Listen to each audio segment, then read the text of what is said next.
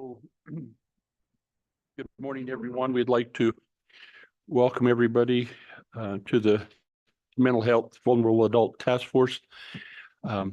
We concluded a meeting for the task force members and the diversion court people previous to this meeting, where we looked at the and learned about the pilot program taking place here in Campbell County to divert people away from jails who have had a misdemeanor where their mental health conditions have impacted their actions. Thank you, Judge Castano, for the time that we had there this morning. We'll go ahead and take roll, if we would, Clarissa, and then we'll get started. Mr. Chairman, this is roll call for the Mental Health and Vulnerable Adult Task Force for August 22nd. Senator Barlow. Senator Nethercott. Excused. Speaker Summers. Excused. Representative Swanitzer. Excused. Oh, he's there. Morning, Dan. Morning. Director Johansson. Here. Director Schmidt. Present. Director Shannon. Present. Mr. Brown. Here. Chief Justice Fox. Here. Co-Chairman Baldwin. Here. Chairman Larson. Here. Thank you. Have a quorum. So, Mr. Chairman, we've got a fairly aggressive meeting that to get done today with a number of bills for consider. This is, as we wind up today, there will be a few votes that we take, task force members, that establish what we think policy moving forward should be. It'll be our recommendation that staff provide these recommendations in our final report. You'll see that in actions when we get into the priority list for, or priority services for vulnerable adults. We'll be taking a vote saying, yes, this is what we think policy should be moving forward. Then that'll take some refining as the agencies then look and say, how would we provide those types of services, and how would we put them into play? How can we use existing resources to accomplish what this is? And so it's another step in the process that we've seen in similar efforts going back to the state health facilities and the behavioral health redesign. It's not always possible to get everything done in one interim, and it'll take a little bit of time to get this done. We've got a few bills that we've already passed on to judiciary. We'll consider a couple more here today. We are a unique task force in that we have executive branch and the Department of Education members, so we're not able to, we'll vote on sending those to a standing committee and then have those consider. We'll be making recommendations next week to the Joint Education Committee on the mental health services in the K-12 system. We've had a lot of conversation on that, and it's been a parallel path with what Joint Education's been doing as well. I think that we're basically on the same page, but we will take a vote on what we feel the appropriate request and policy is for putting that those services into play into that system as part of this. And so it's not that we'll take a piece of paper home, but we're taking the next step forward. So, Mr. Chairman, before we get started on our first topic, any thoughts or comments that you might have? Oh, you're doing a fine job. So we'd like to welcome Judge Castano and Mr. Birmingham from the Supreme Court to here with us today, and we're going to get an update on the diversion project, kind of a continuation of the conversation we had first thing this morning. So, gentlemen, if you wouldn't mind joining us and come up, and we'll turn the time over to you to walk through. I think we've got a presentation, and then we'll have a couple of bills after that we'll move to, Mr. Chairman, after their presentation. I don't know which one of you is driving the bus, so Ben, Judge is, okay. Very good. Judge Castano, welcome. Thank you.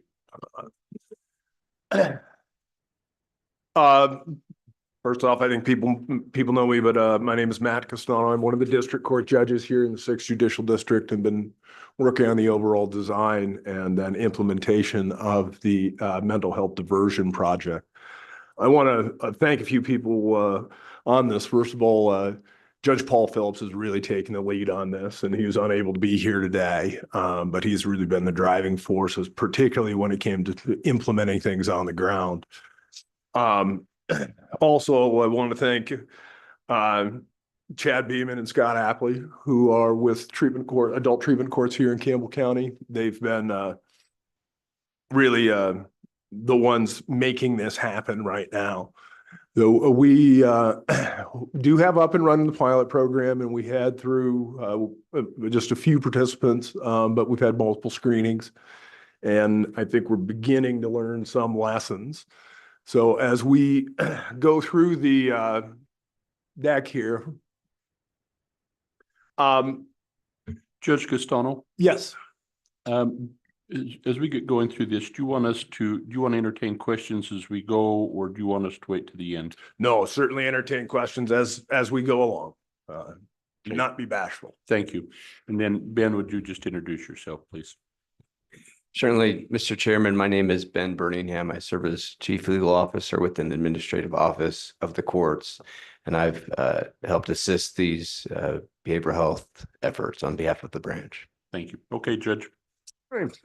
So this first slide speaks to kind of an overarching piece of why we're doing what we're doing, which is that we do have an overrepresentation of people with mental health illnesses who are in facilities, specifically from the court standpoint, in jails, and that there's numerous effects of that.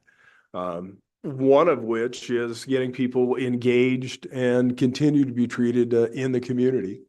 And part of this pilot project is to see what we can do with regard to that, to get these people at a lower intensity of resource use than we currently have, but one that is sufficient in order to meet their needs so they no longer are recurring users of the criminal justice system.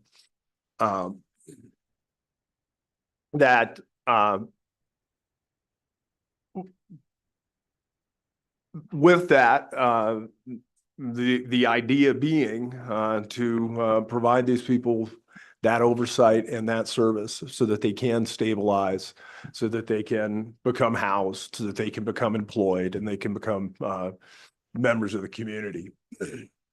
Further, with regard to those people in the detention centers, they're high users of resources even in the detention center. They're high demands on staff. They're more likely to be victimized than other members, other people in the detention facility maybe. So there's many reasons, both fiscal and humanitarian, why this makes sense to at least take a run at. This is demonstrating exactly that. General population, we have about 4% of people with serious mental illness. In the jail population, that jumps to 17%.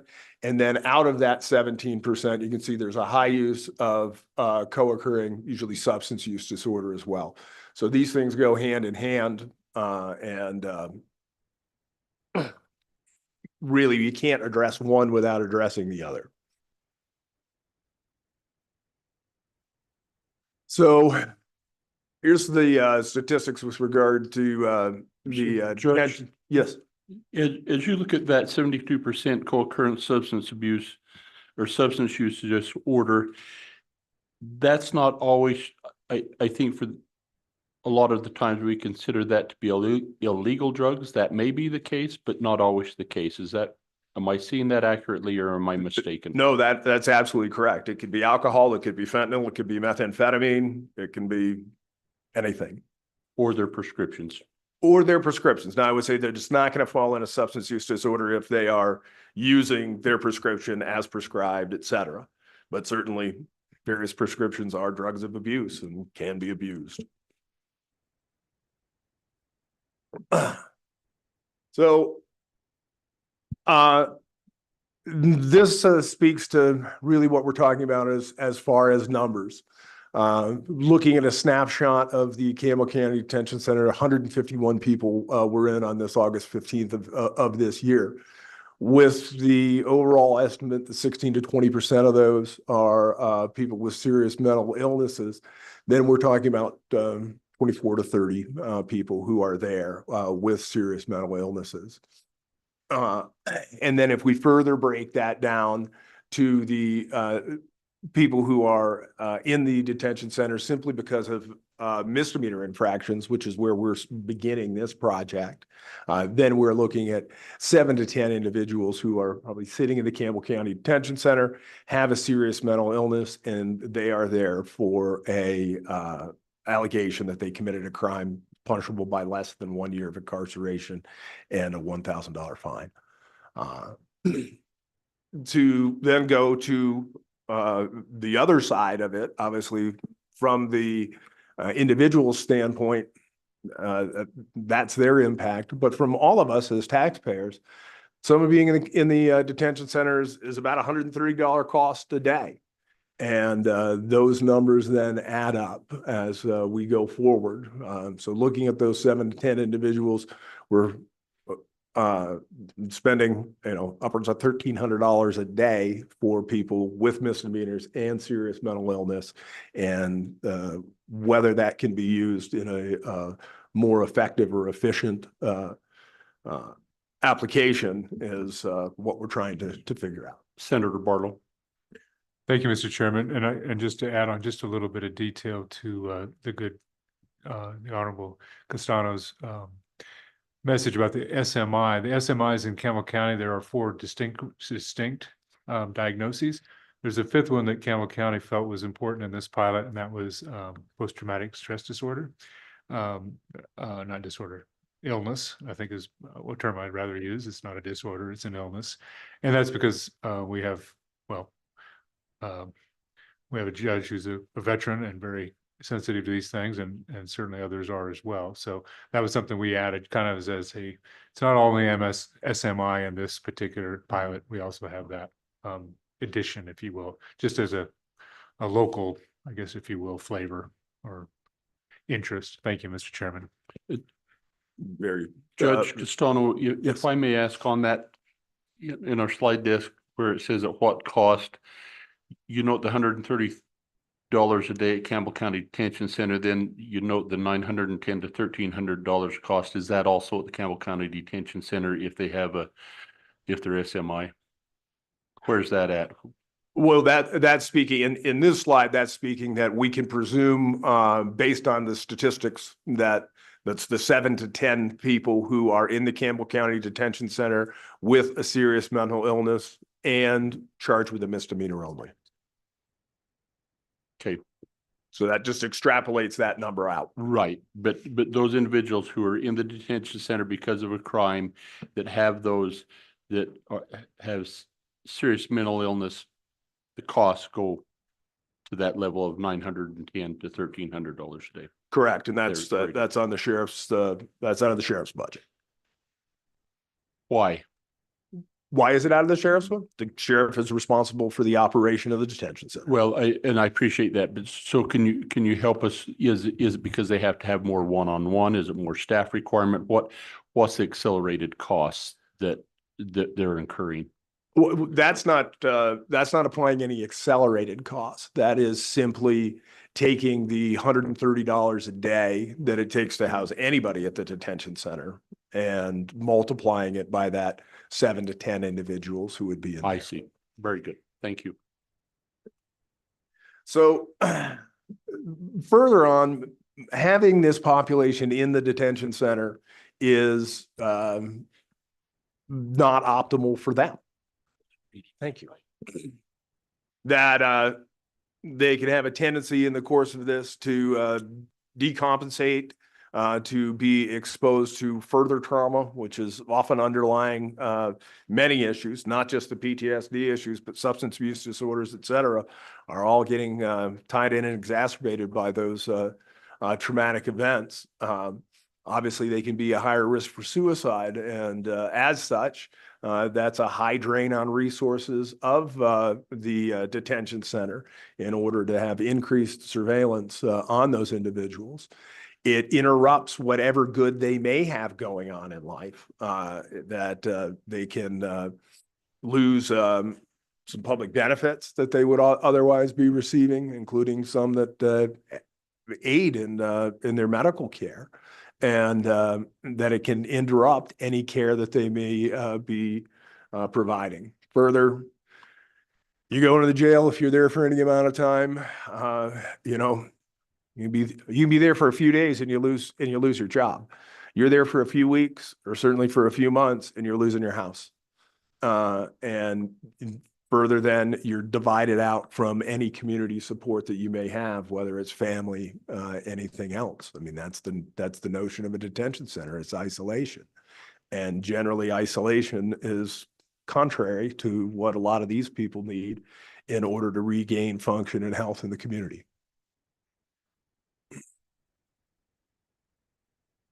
So what are we left with? We can left with just put them in jail and letting them run through the regular criminal justice system.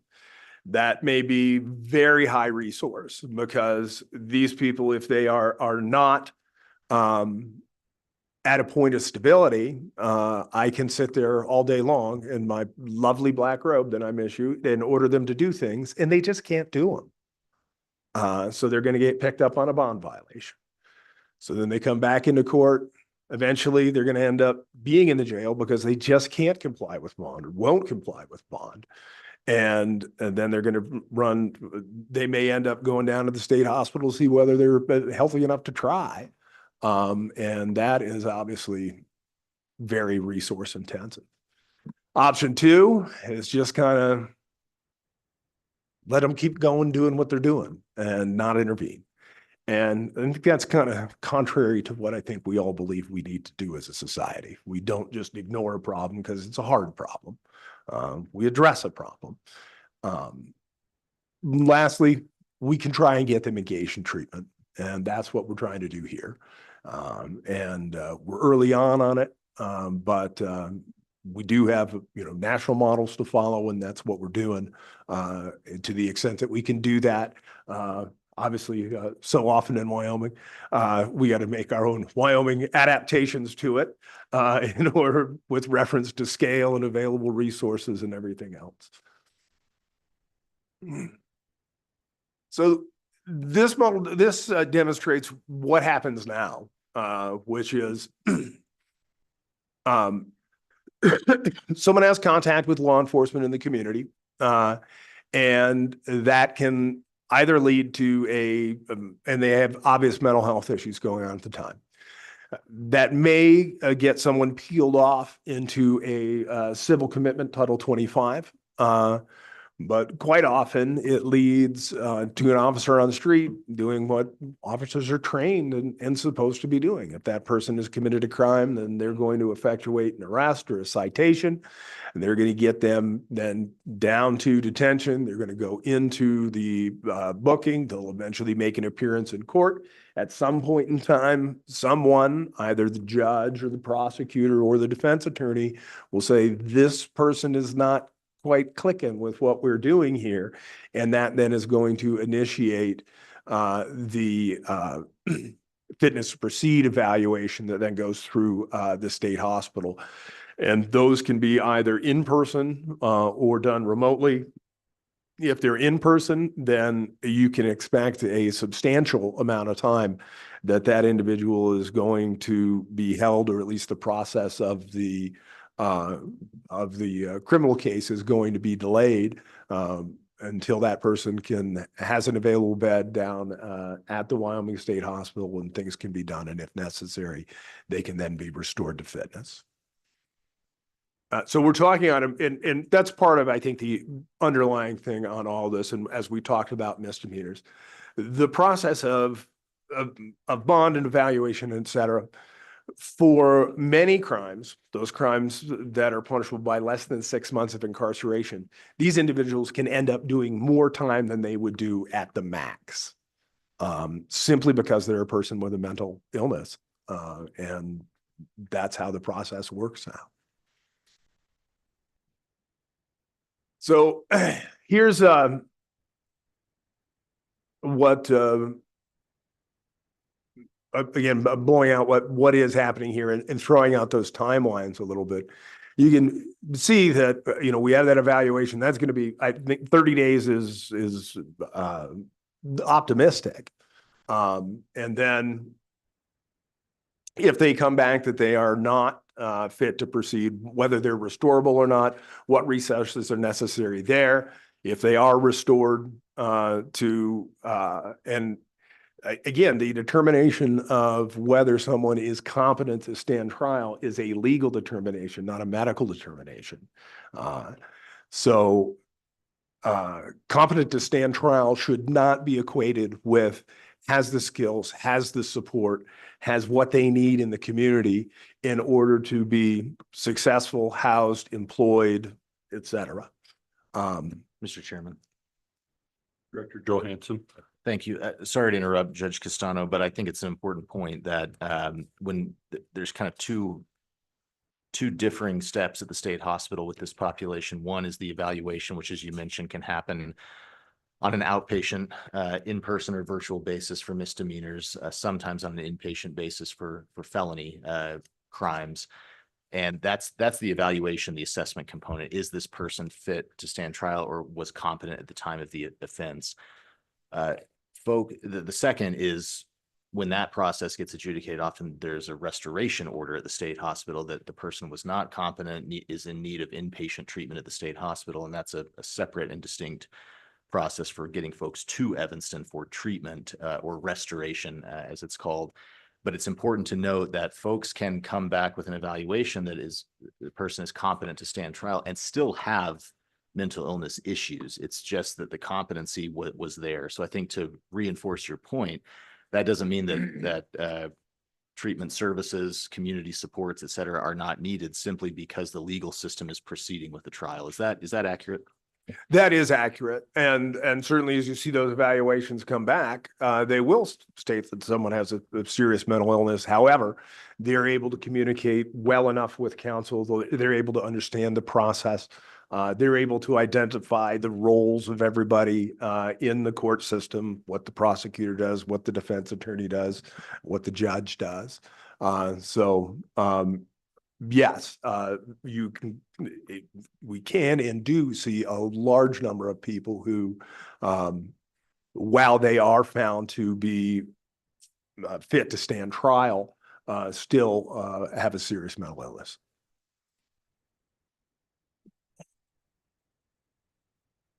So what we've been talking about is that this is as we're doing things now, or as we've been doing things traditionally, this is an expensive process. It's a cumbersome process.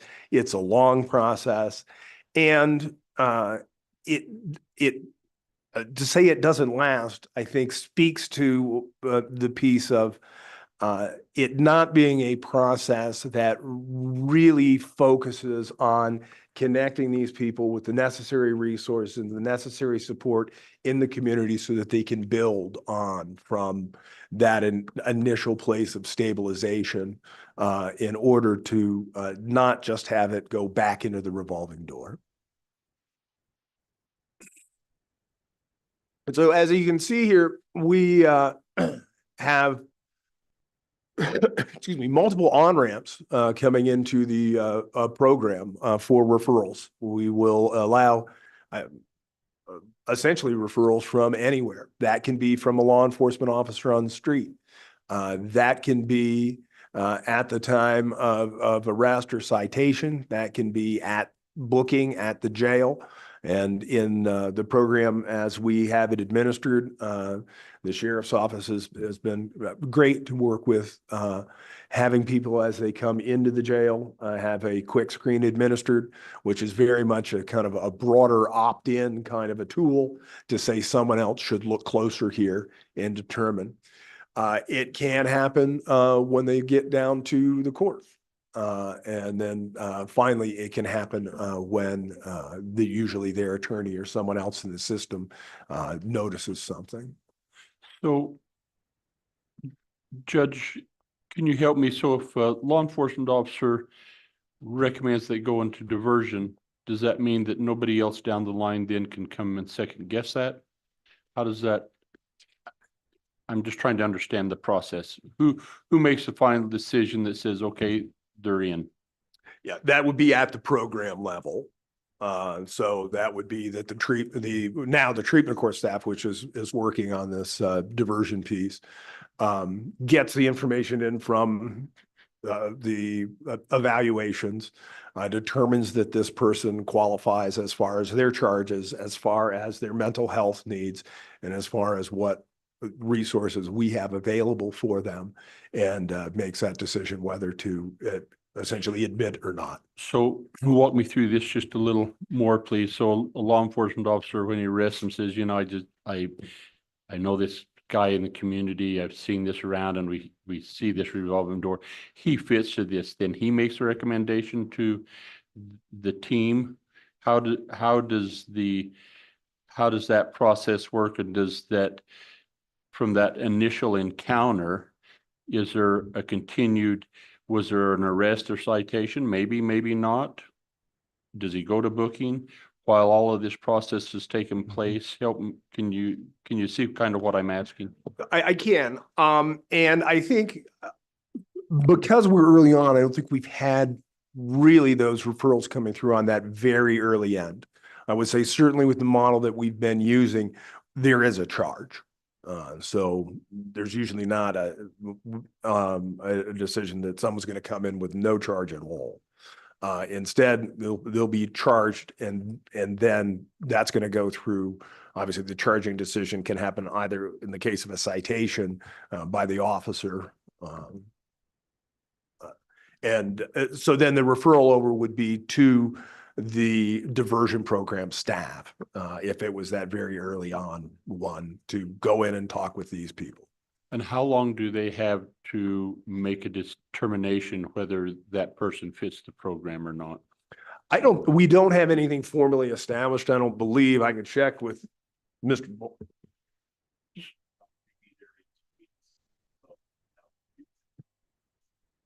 So I think I heard that they meet every 2 weeks, just That's correct. restating that so that people can hear, but.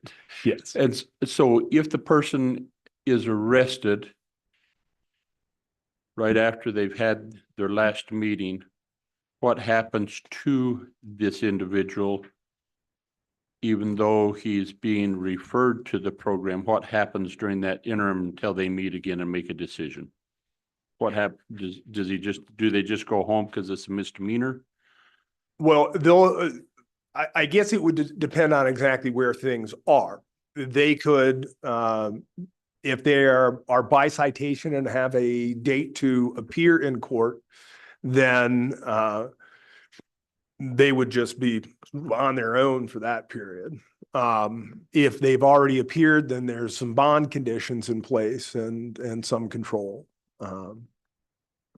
by virtue of that. I don't know if that answers your question or not, or they could be in detention. Well, Mr. Apley. Yep.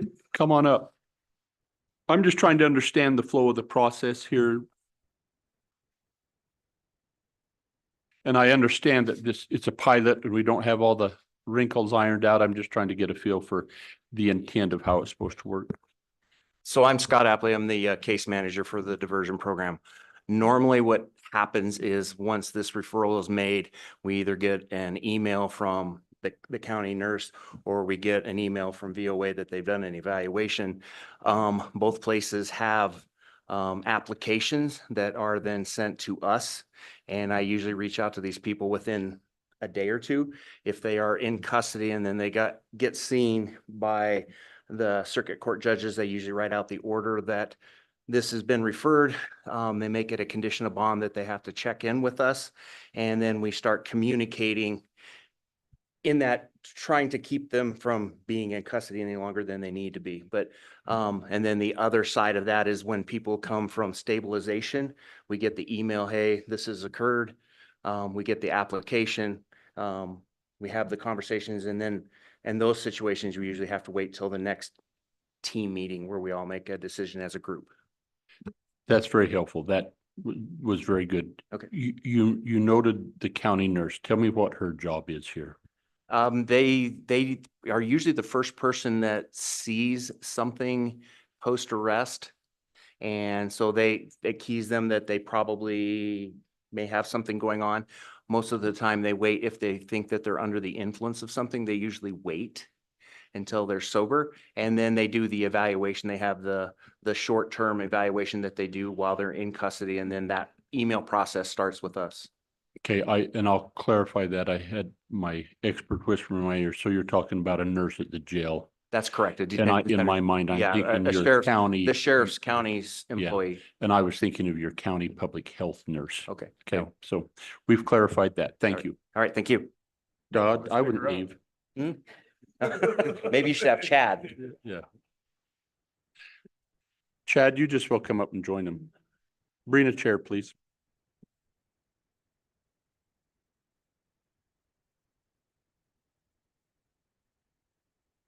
To further go through here, you can see as we've get through the referral process, and then as Mr. Hapley will wind out for us, there's those initial assessments. Those are done on a very quick turnaround in partnership with the VOA.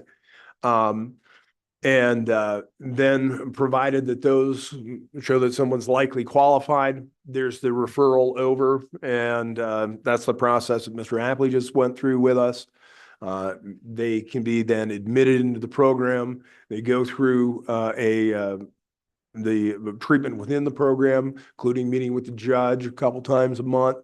And then finally, if that's all successful, they graduate and the charges are dismissed. And again, we're talking about nonviolent misdemeanor charges.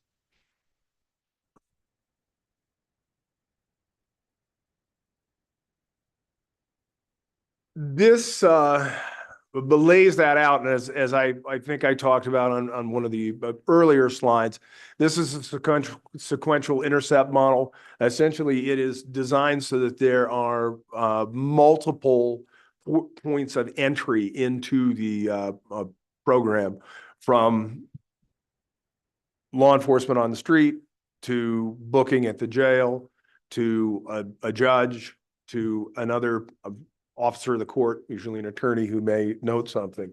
And maybe Mr. Beeman, you can talk about where have we been seeing folks come in here? Thank you. So I'm Chad Beeman. I'm the director of the Campbell County Adult Treatment Courts. The majority of these are coming through the jail nurse. That's where the majority of our referrals are coming from. I have had the crisis intervention team from law enforcement call and ask, does someone have to have charges to be referred? Yes. What are we going to defer if they don't have a charge? So the point of our program is to defer charges. So they do have to have that. We're looking at usually like a criminal trespass or possibly a shoplift or maybe a violation of a protection order, something like that that's not necessarily violent, and usually something that wouldn't occur had they not had the mental health condition that they have. Thank you, Chairman. My apologies. We'd have the next slide. Excuse me. So again, this is a pilot project. So what we've been doing in order to make this work is probably not our ultimate goal, but it is using the resources that we have available here in Campbell County and putting them to this end. Specifically, that's been a heavy reliance on the adult treatment court. The adult treatment courts here in Campbell County have been going strong for many years. have that stability, have those connections in the community, et cetera, and have those resources. So we've been using both Mr. Bean and Mr. Apley, as well as I think probably everyone involved at the treatment courts, in order to meet these people's needs. And ultimately, it may be something that can be folded into another portion of the treatment court programs, or we may find that there's a better fit for it as we go forward. This is just the organization overall. If we were to continue operating the diversion courts through the treatment court model, we would simply expand what we have going currently. There has been for many years the felony treatment court here in Campbell County. There has been for fewer years the misdemeanor treatment court, and we would simply break out a third, which would be for the diversion. Thank you, Mr. Chairman. Judge Castano, just to that point, or Mr. Beeman, there's a lot of overlap between these teams, I'm assuming, or the services that are provided. Is that accurate? I mean, the box makes it look like they're separate worlds, but there's quite a bit of continuity, isn't there? Thank you, Mr. Chairman. Yes, Senator, there is one board that oversees all these, one board of directors. The team is the same with the county employees, Scott, myself, Colby Matheny, and Stephanie Capinas. We have 4 staff in our office. Stephanie helps with our female clients with UAs. Colby's kind of taken charge of running our drug testing lab, and he oversees the felony side. Scott oversees the misdemeanor and the diversion, and then I oversee the whole program and kind of coordinate the different agencies involved, no matter what track we're working on that day. So yes, there is a lot of overlap. Thank you. So then again, so yes, I mean, everybody at the treatment courts wears multiple hats, and we just handed out another round of hats in order to get this thing going. So, but you can see from this slide, Judge Phillips is the judge overseeing things. And then Scott Apley does the case management work. And maybe, if I may, I'll have Mr. Beeman address who is doing the other roles if we have them all filled at this point. Go ahead, Brett, please. So we have law enforcement on our team. We have a member of the sheriff's office, Deputy Padova, who is on all 3 of the tracks. So differentiate, you said law enforcement, which includes the sheriff's office, or is that who you was referring to? That's who we have, is Deputy Padova. So she helps us with getting records from the jails. She can see if there's someone incarcerated, she can get jail calls so we know what's going on. She also, if an arrest is necessary, take someone into custody, she helps with that. We also have treatment providers on the team. With the diversion track, we have a contract with the Volunteers of America. Our other 2 tracks were prior contracts with Stepstone Counseling, so they're separate treatment provider. We also have prosecuting and defense attorneys. Some overlap between the different courts, some are different. It depends on availability in those departments. And and then the case managers, our staff, who I've already talked about. Thank you, Judge. So this is very much a collaboration, and it started that from the beginning as we went and looked at the Miami model, et cetera. Some of you were along with that, and so this has been a collaboration between both local executive branch, judicial branch, and in order to get this up and running. And we're trying to leverage some of the changes of the community mental health, behavioral health redesign into what we have available in order to use toward this program. So all in all, what are the goals of what we're looking to do? We're looking to reduce the jail population, reduce that cost. We're looking to streamline the court proceedings. Understand that court proceedings with people who have serious mental illnesses often do not go smoothly. And it can take a lot of time, and it can take a lot of resource, both at the attorney level, at the judge level, et cetera, in order to get through that process. We want to also in this avoid the number of referrals specifically for competency that need to go to the Wyoming State Hospital. And then in any savings that we may garner thereby, to use those funds as effectively as possible to meet underlying conditions.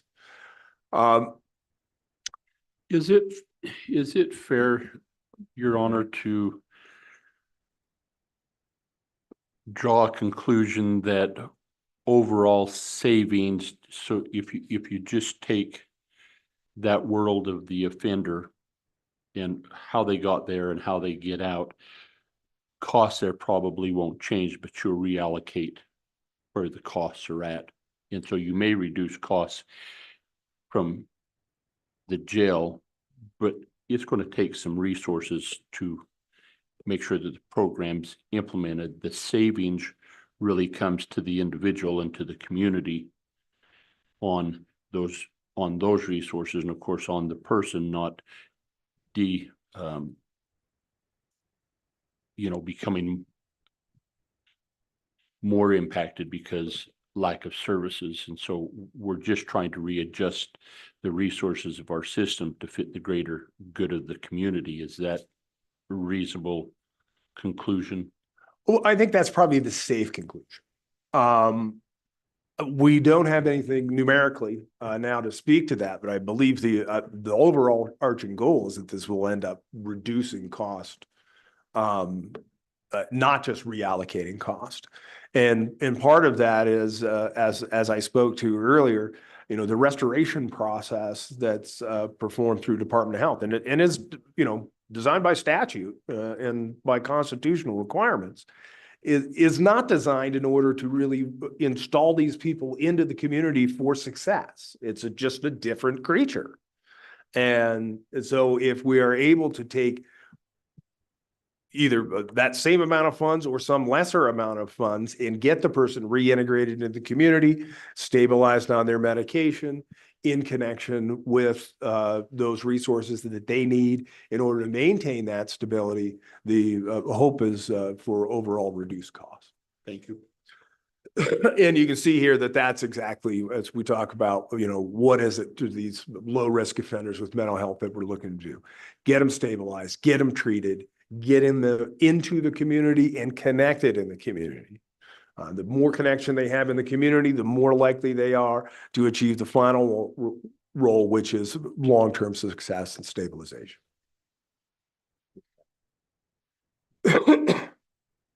So in doing so, we've decided for our project here that we're going to focus entirely on misdemeanors. That is not the case with these programs necessarily throughout the country, but that's where we chose to begin. Also, using a pre-conviction model. Part of that is because we're able to not have to expend some expenses that we might have to if this was a post-conviction model. Because obviously, in order to get to post-conviction, we got to go through confidence and all of that. And so we would just be tacking additional costs on rather than avoiding and potentially reallocating some costs. So it is a pre-conviction model. I will tell you, with the misdemeanors, we do exclude, and if I may, I have Mr. Beeman certainly correct me here if I miss anything. We are excluding for violence, and I don't know anything else, Mr. Chairman, if I may. Do you define violence, Brad, as you look at that? Do you define violence? I mean,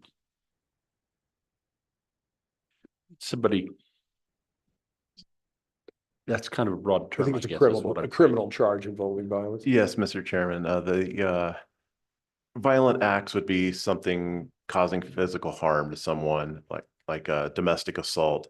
However, we are willing to look at those if the mental illness or substance use caused that violent act. We understand they weren't in their normal state of mind. So we will consider some of those as long as we have victim buy-in for that.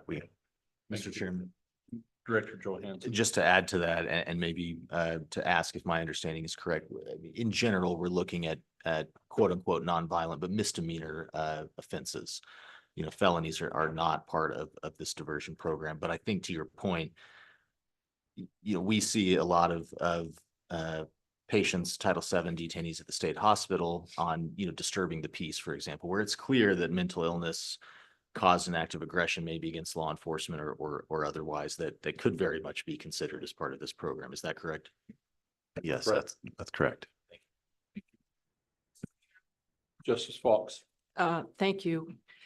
The other kind of safety valve that's built into this program is that the prosecutor has last say, veto power, because they can look at the person's criminal record. We may not necessarily know when a person comes in on a charge of some nonviolent misdemeanor that they have a history of violence or maybe felonies, but the DA does. And the DA can say, this person's not qualified for the program. Can the opposite also be true, that he may inappropriately say "aunt" because he has a criminal record, but perhaps this misdemeanor doesn't warrant it? I mean, is there? Mr. Chairman, there's always the opportunity for mistakes. Okay, sure. With that exercise of discretion, Okay. yes. Thank you.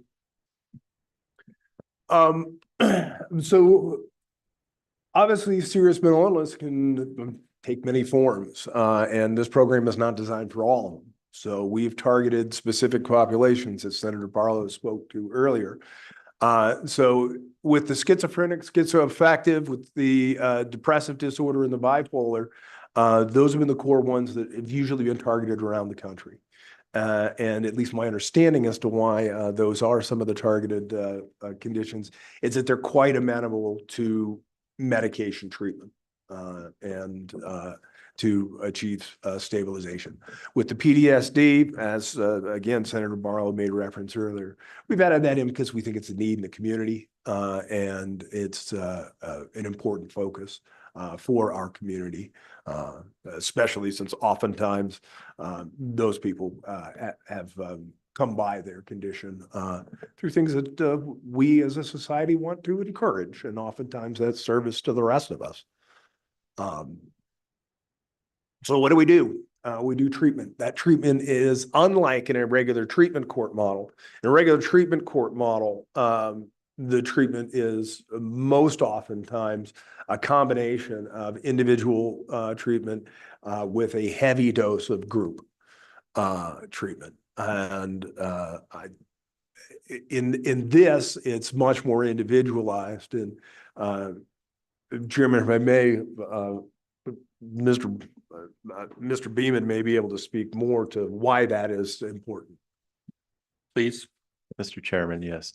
So a lot of times with the disorders we've selected here, they have anxiety as well. So a group setting, trusting others is not a place in a group setting that they're going to be willing to open up. So more individualized, building that rapport with one individual rather than a group is more amenable to treatment.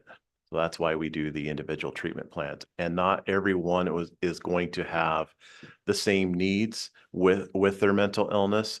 So putting them in a group setting to learn about or talk about things that aren't even relevant to them is going to be more harmful than helpful.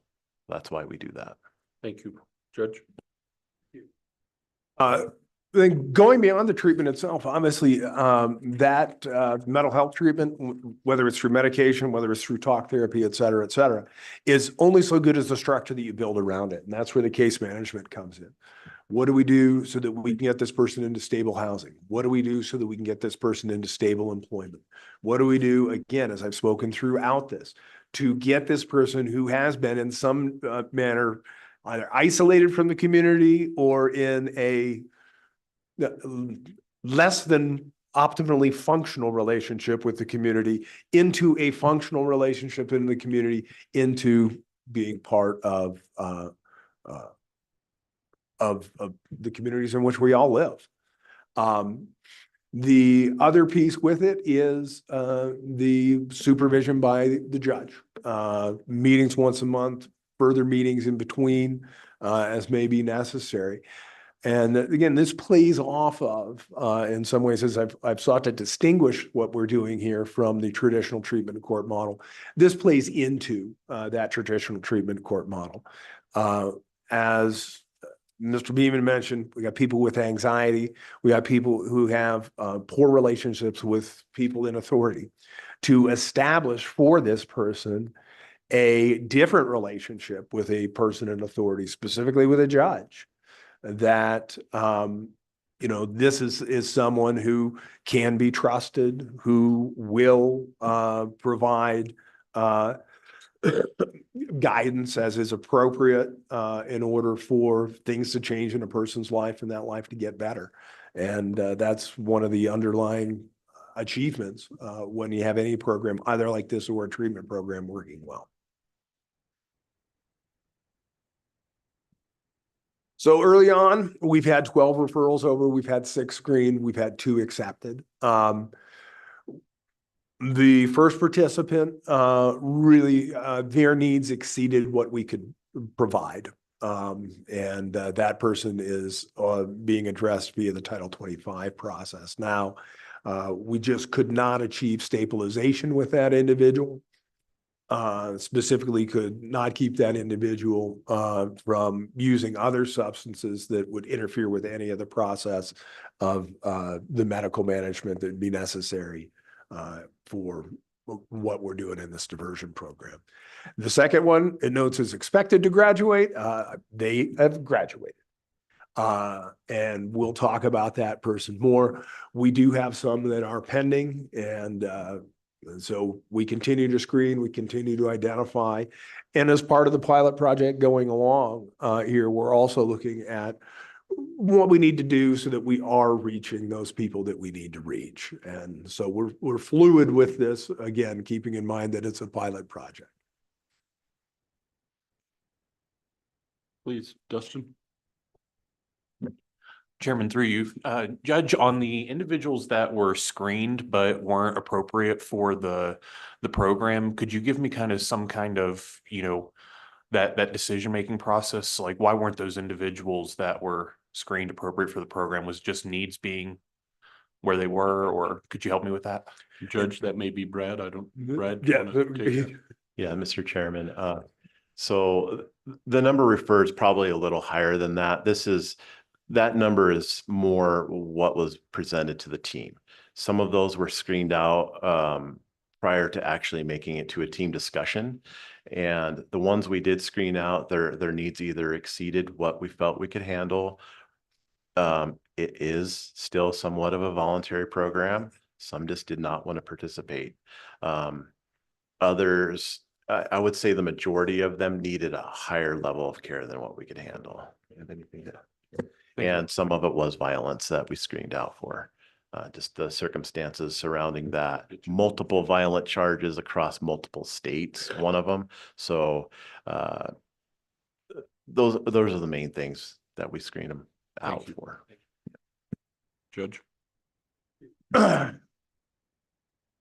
So as I spoke to earlier, we have a lot to overcome here. And that's part of, I think, what we're discovering in this process. We have people who have a great deal of distrust. Obviously, they're not thinking well. That's the nature of the beast. And they have maybe very limited contact or support from family. So that requires here that we focus on really the core of what we think we can do at this point in time, that we do have experience on the team, in meeting people where they are. That we focus, what we are providing in terms of treatment on the individual needs of these participants. And again, as I spoke, that we focus on individual treatment rather than group, in order to meet people's needs. So here's the representation of the two people who we have had along. As you can see, participant one, who eventually did not complete the program, was in on a battery. That's a 6-month, $750 max criminal, and then participant two was criminal entry. Again, very, you can see as far as the diagnosis, we do have multiple conditions. That participant two had a substantial criminal history, and we'll go into a little more detail involved there. Obviously, both had substance use involvement. Big difference between the two is our participant who was successful was stable upon entry, and participant one was not. And So does that make you change? Did that make you tweak a little bit to where you say they've got to be stable as they come in? Or we talked a little bit about that earlier this morning, and I caught that a little bit then, the need for these stabilization opportunities. Yes, Mr. Chairman. We kind of knew that going in, that we needed a stabilization center. It's just not available in our community. The stabilization center is going to be helpful also to law enforcement, even if they're not at a level where they would qualify for diversion. At least the law enforcement officers on the crisis intervention teams would be able to take them to these stabilization centers if they're fully staffed and appropriately staffed.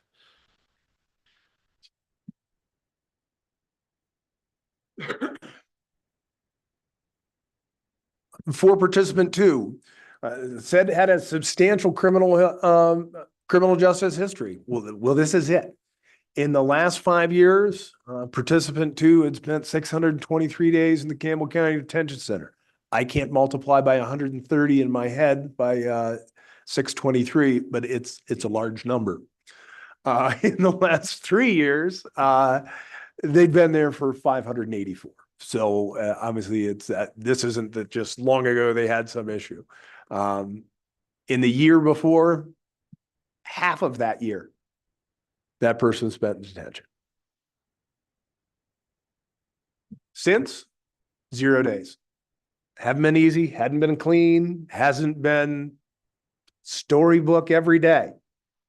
But nonetheless, the numbers are the numbers, and they've kept out of jail, and that's huge.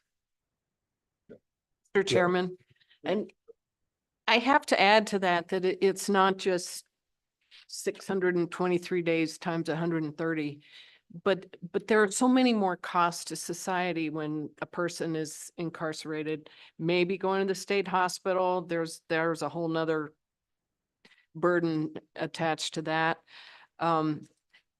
Perhaps has children. This person has been homeless and going to soup kitchens and homeless shelters. And so you have to think about the much greater universe of costs. And then on the flip side, a much greater universe of cost savings if she was actually employed. Maybe even some taxes went out of her paycheck. And maybe, and I don't suggest that was the case for this person, but for people who do have children and families and all the people who are impacted in their worlds, it's much bigger. The savings to the jail of not having her incarcerated, or to the state hospital of not having her go there in the last 7 months, are significant, but it's only the beginning. Mr. Chairman, I would like to add to that. So roughly $80,000 in just incarceration cost. you asked earlier, are we just transferring that to another resource? Yes, but not at that rate. Like Chief Justice mentioned, she was homeless. She was utilizing the local shelter.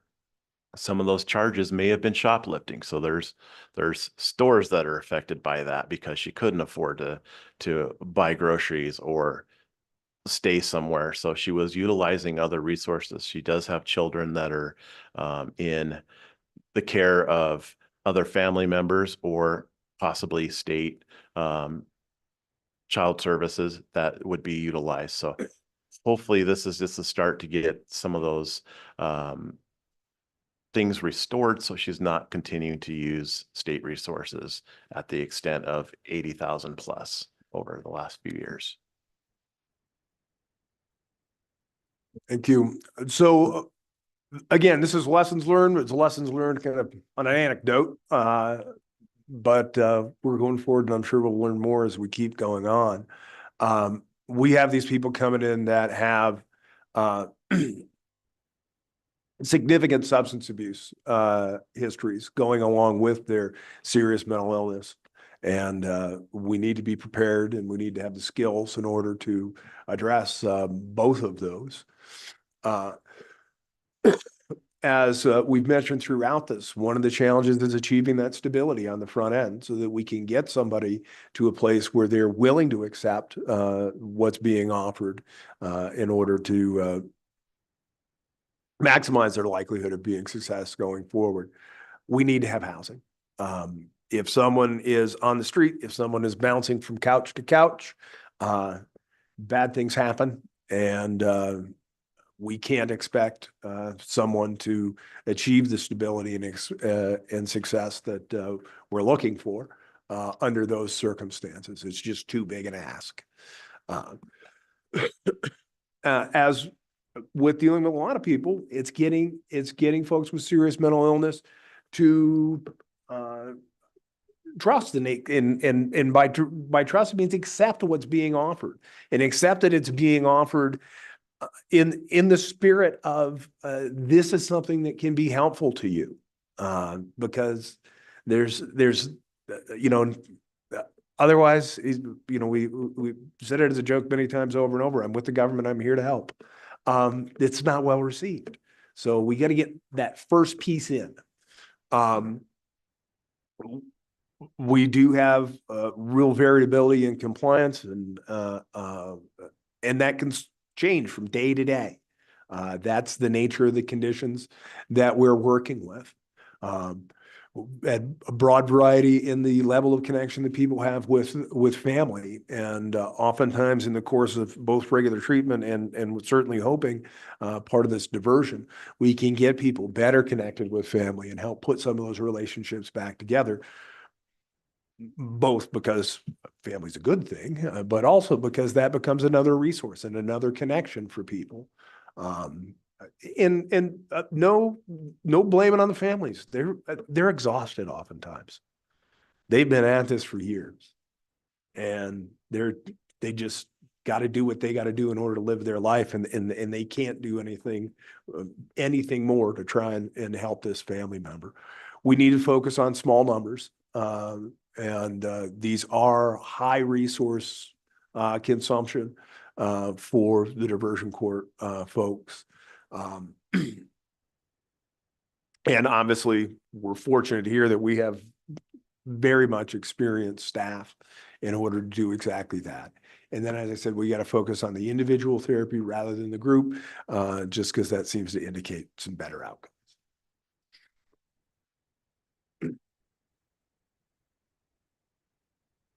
So what do we really think it's going to take here in order to know what we need to do, what we need to do better?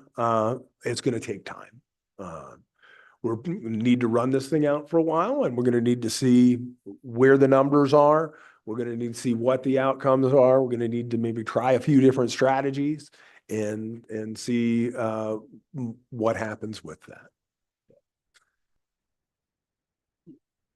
On this last slide, Judge Castano and Justice Fox, I think the biggest concern over the years that I've been involved in this is not that it would take too long, is that you might get frustrated and stop before you get there.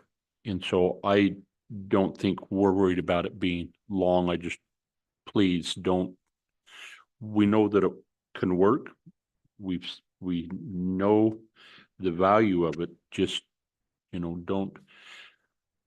I hope you don't feel pressure that you haven't delivered it by this date. Why not? Because I don't think that was ever the expectation, at least from our perspective. Do you, Justice Fox? Mr. Chairman, I agree. We knew we were in this for the long haul.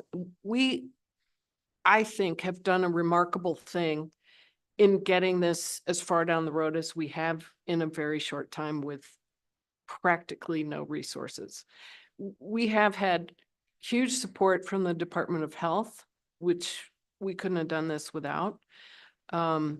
We've had incredible investment from the team here in Gillette, the treatment court team, because what they've done is take on really an extra duty in their spare time that they don't have. We've been able to do this in part because the county commissioners here were supportive.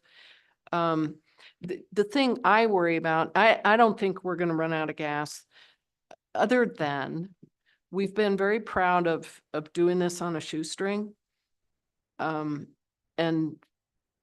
that is what is going to exhaust our team, is just being overextended to try to keep pulling this off. Because as you heard this morning, even getting this one participant through the program has been a lot. Very good. Mr. Chairman, Please. thank you very much for your time. Director Johansson.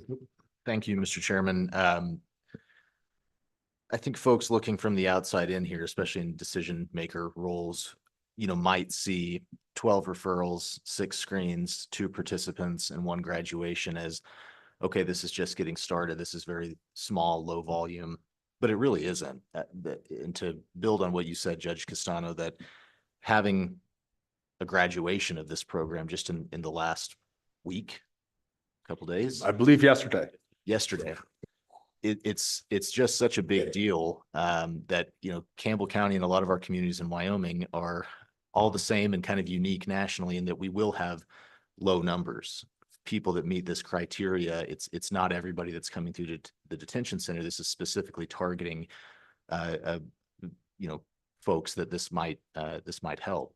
Behavioral health has always been interesting to me because there's very few systems that involve the amount of cooks in the kitchen that behavioral health does. And you can see it just in this room talking about a very specific pilot program with the judiciary, state agencies, county attorneys, prosecutors, judges, law enforcement, treatment courts, community mental health providers, and other local groups that are trying to help. What is exciting and what I think is demonstrated here is that if we can think somewhat creatively and outside of our normal programming, which is what Chief Justice Fox and others encouraged the Campbell County folks to do with this program, then yes, low volume, relatively speaking, we're absolutely low volume here, but this required a reframing of those resources, duties, folks taking on other duties as assigned with minimal investment. But at the same time, with the resources that we have at the state level, at the county level, and the local level, showing in less than a year that those can be tweaked, and you can see someone go through cradle to grave that has historically been cycling through my state hospital, through the local detention center here, and other systems, is a huge sign of progress. So I just have to say, from the Department of Health perspective, to everybody involved, especially the folks running the program, doing the coordination, but also your treatment provider partners, and certainly at the judicial level, Judge Castano and especially Judge Phillips, who I know couldn't be here today. What it really takes is people who care, and these systems are complicated, funding's complicated, resources and capacity and physical infrastructure are complicated, but having folks that care and see, some light at the end of the tunnel for a participant or a person that that hasn't had the greatest life outcomes. That's what we're trying to accomplish with behavioral health redesign, with these judicial pilots on diversion, with additional resources on psychiatry through telehealth in the detention centers. It's not perfect, but let's not let perfect be the enemy of the good, because this is very, very good. So well done. Thank you. Director Shannon, please. Mr. Chairman, I just had a brief comment, Judge Costanzo and to your staff. I'm really dealing with this population. I'm surprised you got one person in 12 and under 12 assessments. I mean, it's something I'm familiar with. What you're really doing is laser focus into saying this person, you're not jeopardizing any public safety. You're saying this is the right individual to move forward. And this is really what our design is intended for in our mission. And when Chief Justice Fox selected Gillette because she felt that this was the right staff to move it forward, it wasn't just looking at Gillette, and I hope I can speak for you. It wasn't just looking at Gillette, it was looking how do we expand it across our state. And I really take my hat off that if you're diverting someone that's not in our local jails and taking resources and they become functioning, that the 1 in 12 ratio, I think is exceptional. Thank you. Mr. Chairman, Please. Speaker Summers raised his hand. Speaker Summers, welcome. Well, thank you, Mr. Chairman. Can you hear me? Well, you can. Thank you. All right. Well, I really just wanted to thank everybody for doing this program and getting it put up in such a short period of time. And you know, I thought Director Johansson's comments were right on. You know, what value do we put on saving one life, right? I mean, I think if you can do that in 12 tries, I think that's a huge success story. So I think it's certainly, I just wanted to thank everybody for all their efforts to get this up and running. So thank you. Thank you, Representative Summers. Any other thoughts? I would just share with you over the past probably 6 years, we've done 10 years, maybe we've done a lot of policy changing in moving the state into the next century on social service type issues. And as Director Johansson and others have mentioned, you're just in this little piece of dirt here in Campbell County working, but it's really impacting policy statewide. A lot of counties watching, a lot of people watching, and just commend you for in the community again, as others have said, for the collaborative effort, for the agency's collaborative effort. I think more people are sympathetic to what it is you're trying to accomplish than maybe you realize, and you have a lot of people on your side wanting this to be successful so that we can implement it statewide. So thank you. Mr. Chairman, I think we'll thank you guys. We'd like to take some public comment. Anybody that online, Clarissa, that's wanting to provide public comment? We do, Mr. Chairman. We have Miss Somerville online. Andy, if we can let her in, and we'll start her first. Can you hear us, Andy? Mr. Chairman, I can. Please go ahead. Thank you, Mr. Chairman. Andy Somerville, Executive Director for the Wyoming Association of Mental Health and Substance Abuse Centers, and I apologize that I can't be there with you in person today. Just a few comments on this. As an organization and all the community mental health centers, we're very supportive of the pilot work that's going on.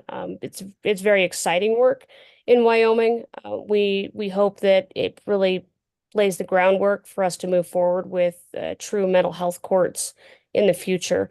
There's really great work going on in Campbell County and in Natrona County right now that we think that really is going to allow us to explore some options and how to make this work in Wyoming. That being said, there's a few things I just want to put on the committee's mind for thoughts as we move forward.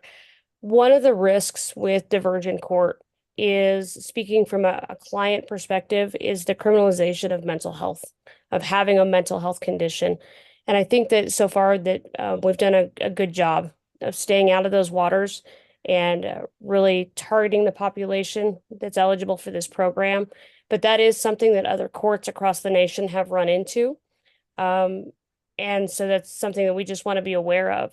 We want to make sure that it's not seen, this is seen as just one more door to walk in to receive behavioral health treatment as opposed to maybe the only door or the main door. We still want to see and encourage on the ground referrals coming from law enforcement that might have contact with somebody where they're not going to charge them. They think it's more appropriate that they get behavioral health services and referring those over to a crisis stabilization center or some other type of mental health service so that somebody doesn't necessarily have to enter the court system. We still want to make sure that that is a good practice going on the ground and that we're not eliminating that. The other comment I wanted to make is mainly around resources. That's also something to consider when setting up this type of diversion court or a mental health court. Resources are absolute key to success. We definitely do not have the housing resources. I'll just be blunt with the committee. We do not have the housing resources in Wyoming that a lot of other states have put in place to support this type of program. That is a concern, as was mentioned in some of the testimony. These are clients, these are people that are living in homeless shelters potentially, or on the street, or couch surfing. That's one particular resource, but it's just not something that we have the availability to meet that need here in Wyoming. Financial resources is another point to mention. Right now, the treatment side of this, which is, you can imagine, is pretty intense, is being handled under behavioral health redesign by the Community Mental Health Center that serves Campbell County. That is something for us to keep in mind as well. That is a finite budget and finite resources. We see this as a priority population under behavioral health redesign, but again, just something I think that we want to keep in mind. Traditionally, the feedback that I've gotten from the treatment courts across the state is they are underfunded significantly, both in their ability to provide all of the services that they want to provide, but also in their ability to keep staffing. And I really appreciated the testimony from the honorable judge from Campbell County in regards to the importance of these offenders my apologies, these clients are not like substance use offenders that might come through the court. They're different. They need different services. They need a different approach. And it's really important that we make sure that we have the appropriate staff to be able to handle that. Intensive case management, appropriate counselors, et cetera, that are working with these folks. That is something that we need to be thinking about as we go along and figure out how to resource this. How do we make sure that if this is under the court supervised treatment model, how do we make sure that if it's being run out of those offices, that they have that appropriate staff with the appropriate training and skills to be able to deal with this population? Stabilization centers was something that came up as well. That is, again, something in Wyoming, because of our population, we only have 4 community mental health centers, stabilization centers that are very regionalized. Those centers obviously take clients from all over the state and all over the counties. But that is something that has come up. I know when you look at the Miami model, they made a huge investment down there to build a lot of infrastructure to allow this particular model to function, where they've got all of those resources, including stabilization, right at their fingertips. I think we have to be creative in Wyoming and know where those resources are at. I think in general, I think resources is going to be our biggest challenge as we build this out, in how we utilize and allocate those resources, and where we take those resources, being careful of how they affect other behavioral health services within the state as a whole. So, Mr. Chairman, those are my comments. I'm happy to stand for questions. Again, just want to lend our support. We're really very supportive and thankful of the work that the Supreme Court and the folks in Campbell County are doing to really blaze a trail here in Wyoming to get this moving forward. And we look forward to more work. Thank you. Any questions for Ms. Somerville? Okay, who else we got? Okay, we'll ask you, if there's anybody here in the committee rooms that'd like to make public comment, show of hands, and we'll kick these guys out of their chairs if we do. Okay. Got one. Oh, we do. Can we come on up and we'll have these guys, we'll kick them out. Thank you. And welcome. If you'd please identify yourself, and we look forward to your comments.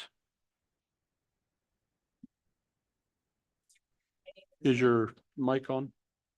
There it is. Thank There you. we go. Yeah. Mr. Chair, my name is Samantha Satchel Smith. I'm the Executive Director for the NASW Wyoming chapter, Could you tell us what that is? the National Association of Social Workers. Thank you.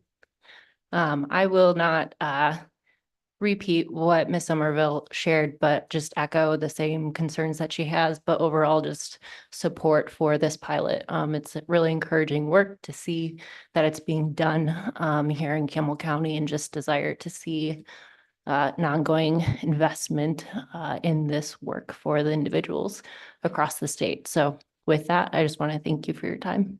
Thank you. Hold on. We'll see if we've got any questions. Any questions? Thank you. Thanks for being here with us today. Absolutely. A pleasure. Any other public comments? So we are at our 10:30 mark. I think we'll go ahead and take a break, come back at 11 o'clock if we can. We've got a couple of bills we'd like to get through before lunch.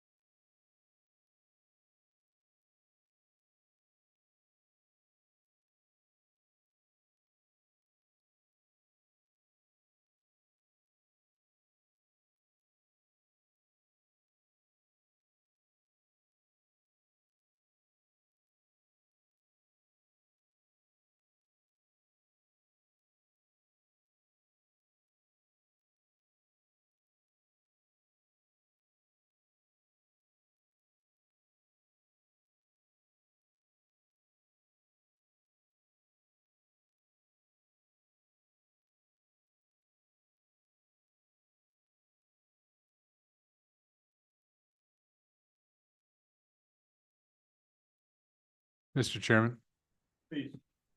Please, Senator Barlow, Mr. Chairman, if I could have a personal privilege. please. So welcome to Gillette. I didn't do this earlier, but we're pleased you're here. Obviously, some of that's because of the diversion project. Pleased to see some of our local hospital folks. They'll probably be presenting later, so I'll let them introduce themselves. Mr. Chairman, if I could, the personal privilege is, as you know, Northeast Wyoming is experiencing some quite honestly catastrophic fires. I think we're over a couple 100,000 acres maybe burned yesterday between Johnson County and Campbell County. I don't have the numbers, but they were talking 160,000 as of this morning in Johnson County. And the one that I was on last night and this morning was quite large too, impacted homes and livestock and lots of things. So I just want to just offer up, or one, or thanks for you to be here, but also offer up our community, is pulling together, and we offer prayers for the first responders who are out there doing this hard work, and folks to hopefully stay safe, follow the evacuation orders, et cetera, because some of these things are very treacherous. So anyway, our prayers out to the folks doing the work out there. And I apologize. I am in and out of this meeting a lot because I'm trying to find bulldozers and trying to get reports and other things. So I'm just trying to help out where I can and participate in this very important discussion too. So thank you, Mr. Chairman. Thank you, Senator Barlow, and please understand that if you disappear, we'll understand why. And it'll be acceptable. So thank you. And we are glad to be in Gillette. It's a great community. Been so important for the state of Wyoming, everything that takes place here, and it's all because of the people that live here. We're at that point that we want to go back and look at two bills. The first one will be LSO's 0030, and I think it'll be draft number 9. This is the Title 25 costs that we discussed in Torrington. It's a bill that we amended last time. We'll have Anna take us through. I believe we amended it to do an opt-in and opt-out. We'll take public comment after we review the changes. We'll see if there's any other changes. I think we pretty well had the bill where we wanted it to be last time. We'll take public comment, then make a motion to move the bill to the standing committee, which would be judiciary. So Anna, if you would take us through what we ask you to do in preparation for this meeting, please. Thank you, Mr. Chairman. The main change to the bill draft happens on page 3, where I amended 2510-112 to show that the counties would either be able to opt in or opt out of paying for the costs of treatment for the first 72 hours of involuntary hospitalization or emergency detention. And then throughout the rest of the bill, there were some conforming changes just to recognize that change. But other than that, the bill draft is essentially the same as you've seen at our last meeting. And I would take any questions or describe it more if you need me to. Any questions for staff for Anna? Senator Barlow. Thank you, Mr. Chairman, and thank you, Anna, for that. I'm just going to go to page 3 because it's easiest to, or one of the first places I came across it in the new language. As Mr. Chairman, as you know, the 72 hours plus or minus weekends and holidays. And so we just have to make sure if we go with this type of bill and just draft, we're consistent throughout the bill. And I'm just saying that in this particular section, it doesn't actually include that weekends and holidays language where it does elsewhere. It's not a fatal flaw. It's just, if we're going to do this, let's make sure we're consistent. So there's no discussion if the county is eligible for the weekends and holidays or not eligible. So thank you, Mr. Chairman. So I might ask Anna, is that something that we probably ought to consider? Mr. Chairman, I can definitely insert that into this, And so I think what I'd like to do is we'll go through public comment, then we'll work the bill again to make that recommendation, if you would, and we'll vote on that and then take final vote on the bill. Okay, any other questions for Anna? Okay, I think we'll go to public comment. I think we have Mr. Ryman online. I think we'll go to him first if he's available. And then Eric, are you going to make comment? If you want to come on up, anybody that's with you. Good morning. Good morning, Mr. Jeremiah. Glad to Chairman. have you here. Great. Be here, certainly my heart with all of the Jeremiah, first you're coming. responders, as Senator Jeremiah, Barlow if you can pointed hear me. out. Jeremiah, Can you hear me? not very well. Real jerky. I can hear you. Well, I can hear you there very If well. I take the camera off, is that any better? It does. So please just proceed without it. Okay. Well, good morning. All right. Good morning, Mr. Chairman, members of the committee. I'm Jeremiah Riemann here on behalf of the Wyoming County Commissioners Association. Certainly appreciate your attention to this legislation. Mr. Chairman, at the conclusion of the last meeting, you asked that I reach out to the counties, and I have made contact with all of our board members. And of course, that conversation, I've also talked to a few county clerks and county attorneys.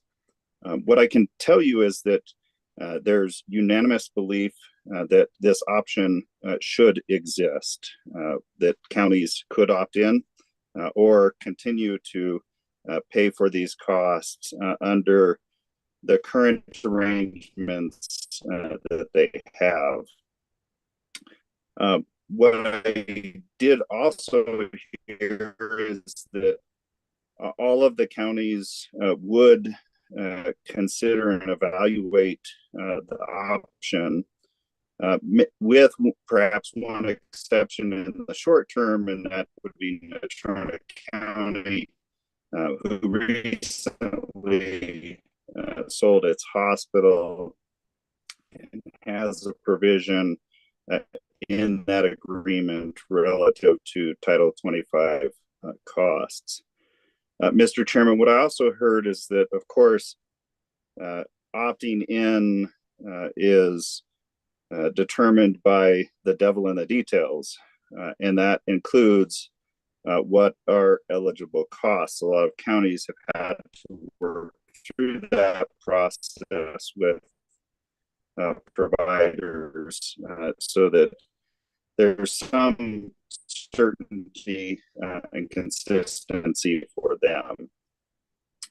I also heard from counties that they're really proud of the work that they're doing to help individuals. Of course, that's a work in progress, and we heard a lot about that this morning. The counties don't want to lose that is struck with the department, and I think that that's something that we're all in favor of, based on my conversations with many of you. If I heard perhaps one additional possible amendment, it would simply to be that there's an indication that the counties would pay no more than a more upfront notification of that in the legislation may be warranted. With that, Mr. Chairman, I would stand for questions, but maintain a commitment and support of this legislation. Thank you. Any questions for Mr. Riemann? Jeremiah, your last suggestion takes me a little bit back, because that was the conversation we had in Torrington, is that some of the counties wanted to be able to pay more, and that was the reason for opting out. And so to have the provision that it wouldn't be any more than identified here seems to be counterproductive to the amendment you see in this current bill. Mr. Chairman, I appreciate you allowing me to further clarify. I was simply suggesting that that would be part of the equation for a county that opted in to work with the department, not necessarily a county that had opted out, because you're right. There are some counties that I spoke with who may want to continue the arrangements they have, understanding that that may be a higher rate than what they would see under an arrangement with the department.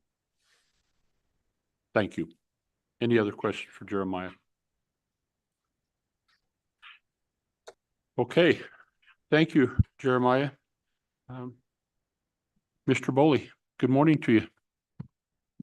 Morning, Mr. Chairman. Eric Boley, President of the Wyoming Hospital Association. I've got with me Mike McCafferty, CEO of Sheridan Memorial, Brittany Goodwin that works in their mental health area and is an expert on a lot of this, and then Matt Shahan, who is the CEO at Gillette Campbell County Health. Both Mike and Matt serve on my board as well. And I apologize, I missed the Torrington meeting. I was actually marrying off my oldest daughter that day in 108-degree weather in St. George. I might have been better to be in Torrington. What's that? 105. Well, then I guess I was in the right place. No, you were in the right place. Yeah, I was.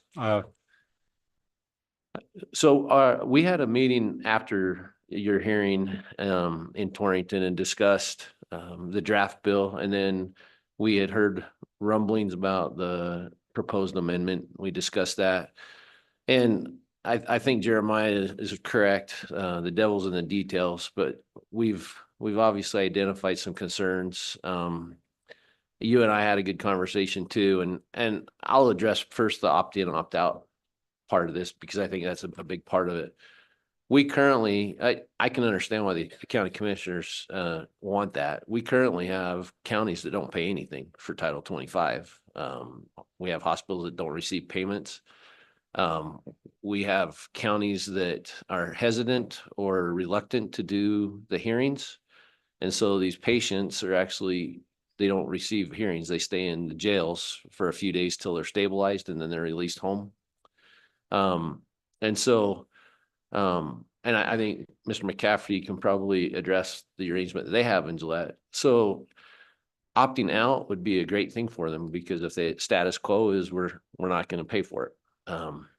We also are very concerned what in the draft language, what the coverage of cost is, and what is allowable costs, what that looks like. And we've identified some facilities that would be hurt in this if we adjust it down. Some of them are receiving additional funding just to keep them viable and solvent. In concept, I think that there are some really good ideas here. But I also think that this doesn't go far enough. And I think this is just a Band-Aid on a pretty difficult situation. And I'll probably add a little bit more color, but I'd like to give these folks a chance to talk, if that's all right. Any questions for Mr. Boley?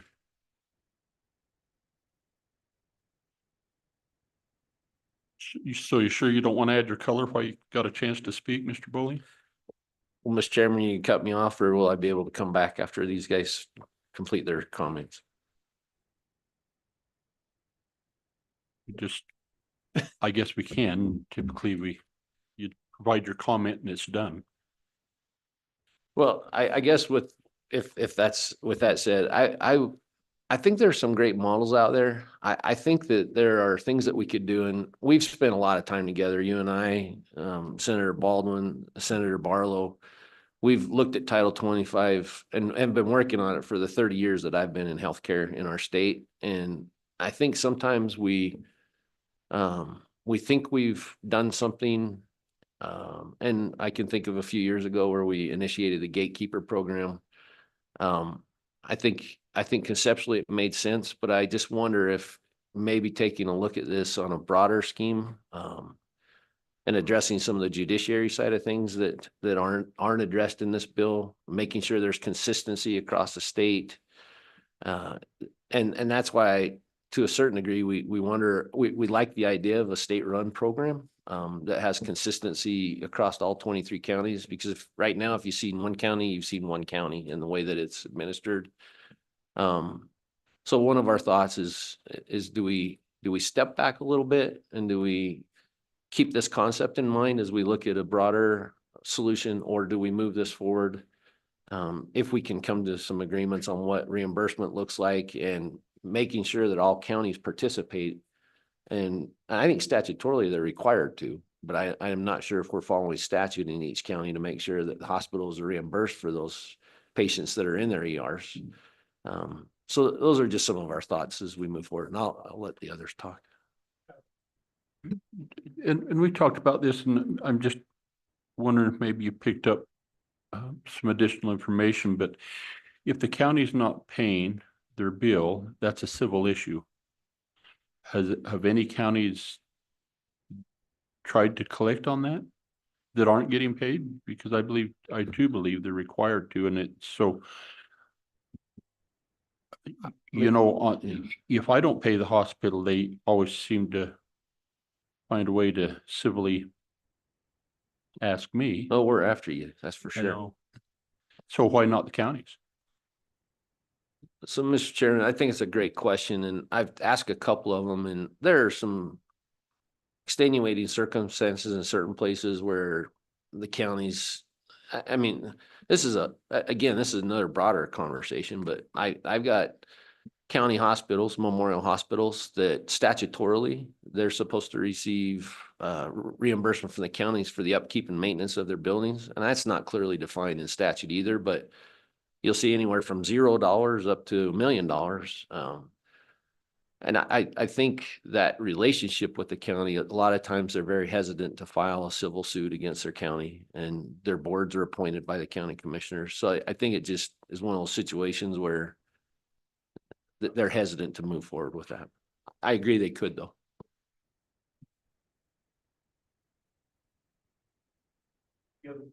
Any other questions for Mr. Boley? He's fun to argue with. So, I usually lose too.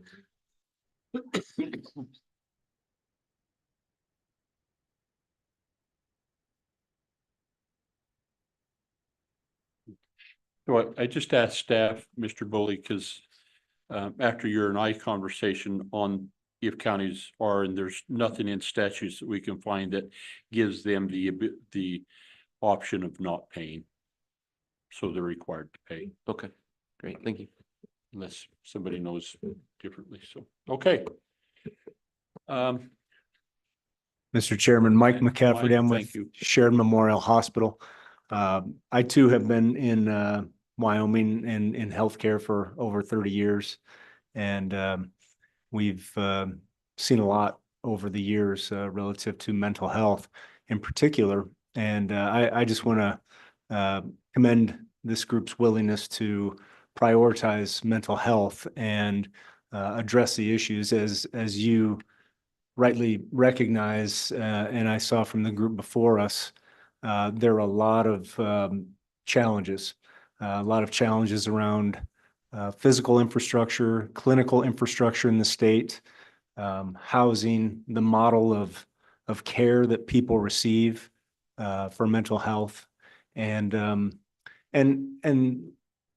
not least of which, has to do with resources available in the state, and also the model of payment for services. And so addressing this one issue, I think, is very important.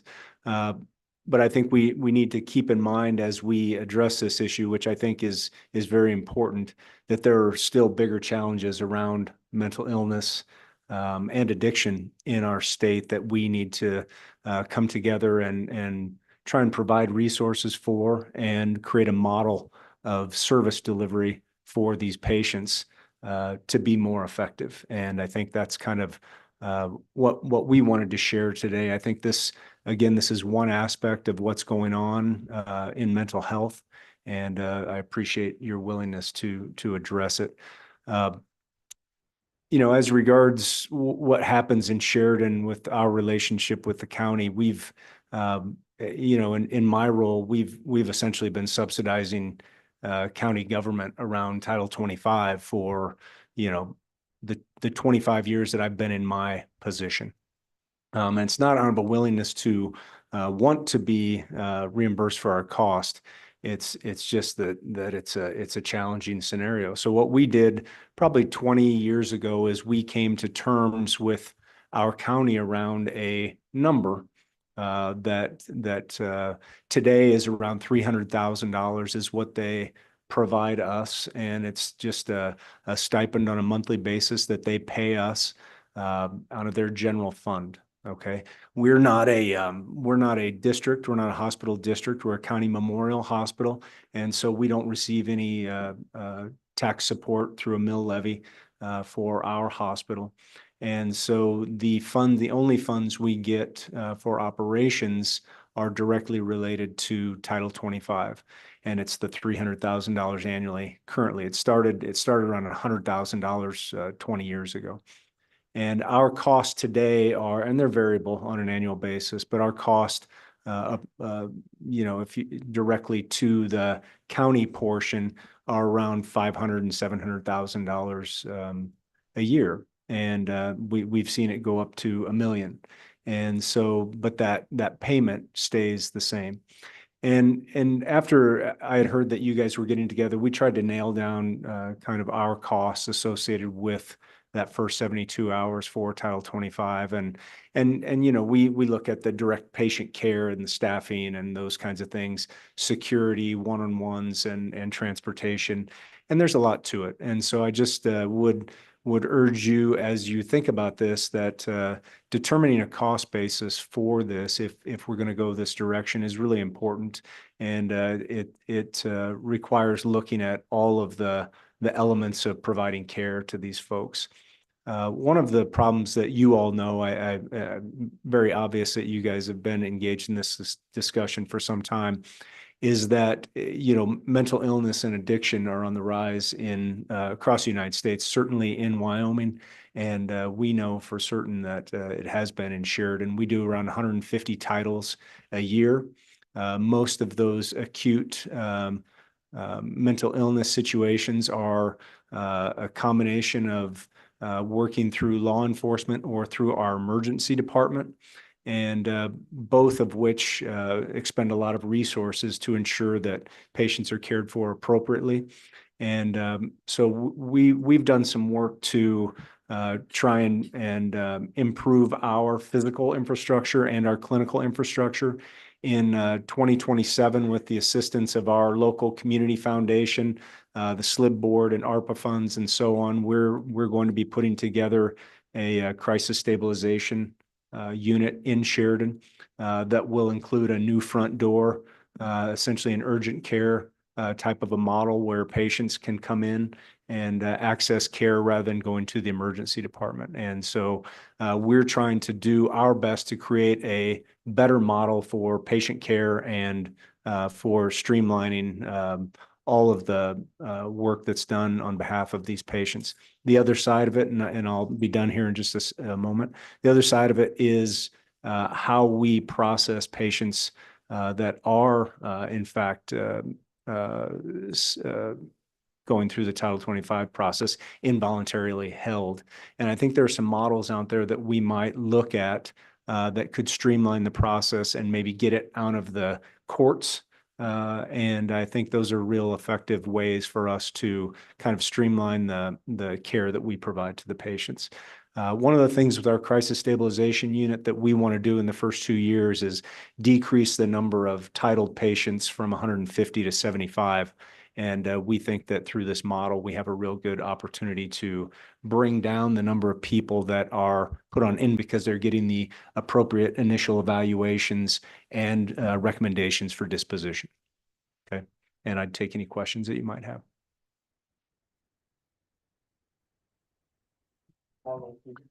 Thank you. Thank you, Mr. McCafferty. Good to see you.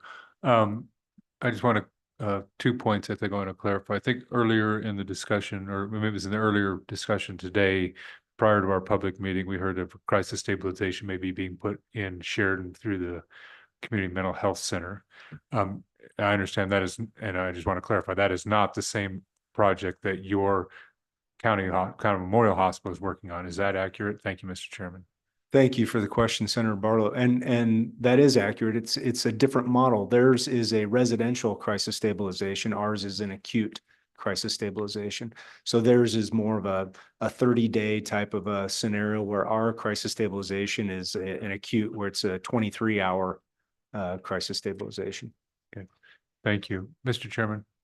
A second question is, in talking about the, for lack of a better word, caseload, the 150 annual approximate. And we've had this discussion when Tom Forsland, then Director Forsland, and myself and Robin Cooley and many of us were on a task force several years ago. I think Mr. McCafferty, I know, presented to us, or maybe was on it. I don't remember. I apologize. What are you seeing for the trend of numbers in that 150? And I know community by community is different.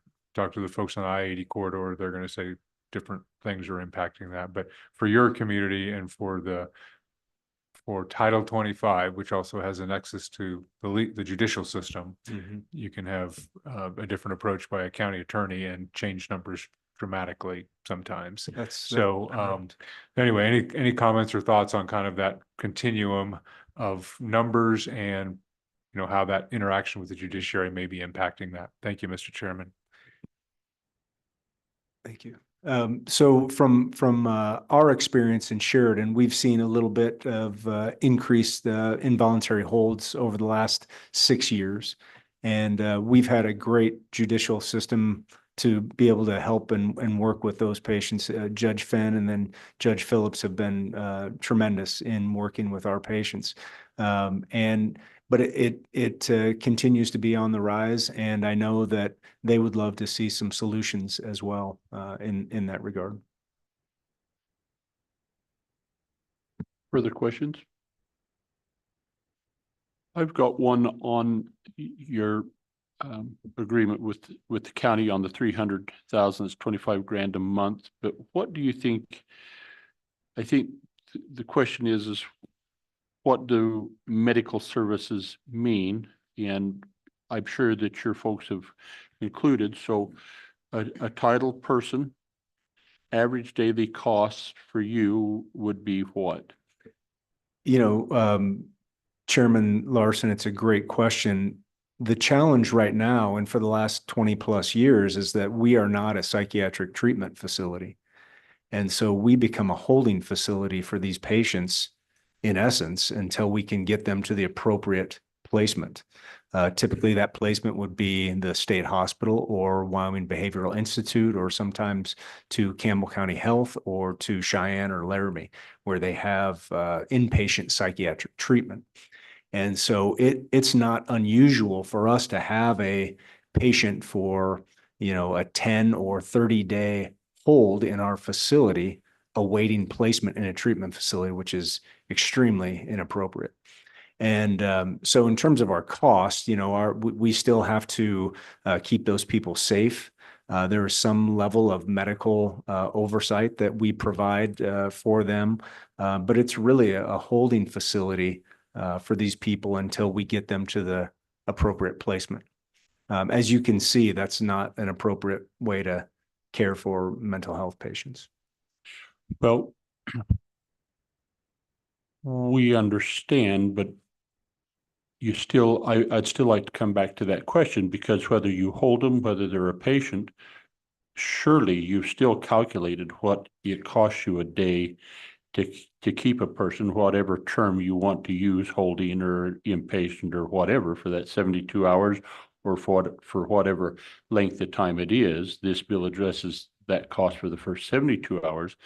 But I'm just trying to get my head around what it costs per person per day for you to provide those services that you're asked to provide. Chairman Larson, I apologize for not directly answering your question. Let me just say that I think there's some work to be done, even on our part, to be able to come up with that specific daily rate. I think we can kind of pencil that out based on the work that we've done here in the last couple of weeks to come up with a daily rate. And I apologize for not having that information readily available. Thank you, because I think that kind of comes down to the whole question: what is that appropriate rate, right? What is the rate that we need to? And you know, I think we need to be a little bit careful that, and because I've I think that's the concern on the county side. You know, are we paying more than we should, or is that on the hospital side, we're not getting paid enough? And so trying to find some consistency in that whole effort is what this bill is about. So I'm fishing because you evidently at one time thought that 300,000 a year was right, that you're telling me that that's 500 to 700,000 and as high as $1 million. Is there a reason you haven't renegotiated that? Yeah, it's a good question. We have never believed that the county's payments were covering the cost of the work that we were doing around Title 25. It was more of a ensuring that we were getting something rather than nothing, and a choice that we made not to get into civil litigation with our county commissioners. Well, and I don't know that. Thank you, and I appreciate that, and I don't blame you, but certainly to come back to the commissioners and say, you know, this just isn't cutting it. Can we have a conversation and increase that is a reasonable conversation to have, would it not? Yeah, I appreciate your comments. Yes. And has that happened? Not to the level to cover all costs. No. Okay. Thank you. Thank you. Any other comments? Okay, Matt, Campbell County. Thank you, Mr. Chairman. As mentioned, my name is Matt Shahan. For the last 2 years, I've had the privilege of being the CEO of Campbell County Health. We are one of the institutions with an inpatient behavioral health unit. Currently, we employ 2 full-time psychiatrists throughout the system, over 10 counselors. We've got 2 locum psychiatrists we work with. We have another psychiatrist who's moving to Gillette next week, and we are recruiting 2 more. I say those things because in Campbell County, we're really proud of statistics. And the one statistic that we lead in and that I'm not very proud of is that the state of Wyoming leads in suicide rate, and Campbell County leads the rate in the state of Wyoming. We see that, and we know and we hear that. We've gone to great lengths to try to build up our capabilities to take care of our community and those around us. Because as Mr. McCafferty has mentioned, quite often the counties around us bring us those patients because they don't have the ability to take care of a titled patient. We do to an extent. When we have 7 beds on the inpatient side, but if we have a violent titled patient, we end up shutting down the rest of the unit, which means we cannot take in anybody else. We had a situation not too far in the recent past where our behavioral health unit, the entire unit was shut down because of 2 patients, which then backflowed into our ER, where our 14 beds, 7 of those were taken by Title 25 held patients. Our ER capacity dropped by 50% in a community of our size. This bill and the work being done on Title 25 is extremely necessary and important, especially for Campbell County, but those we serve throughout the region, because as that point of reference and that point of referral, if we can't take and get that patient properly cared for into another appropriate care facility, as Mr. McCafferty mentioned, they end up staying in our walls, and it drastically impacts our ability to take in other sick medical patients because we cannot house mental health patients on our med-surg floor. Our specifically designed inpatient unit protects both the patient and our staff, and we have to provide those protections for both of them. As I look at our community health needs assessment, the mental health access to mental health services is one of the top items and has been for the last 20 years. And I say those because even with all of our growth, our recruitment, and all the resources that our county fortunately provides for us, we still cannot meet the needs of all of those patients. You had previously asked about the cost of a single day. We went through a situation last fall with a titled patient where we actually had to engage with local law enforcement because we couldn't get our staff to staff the unit anymore.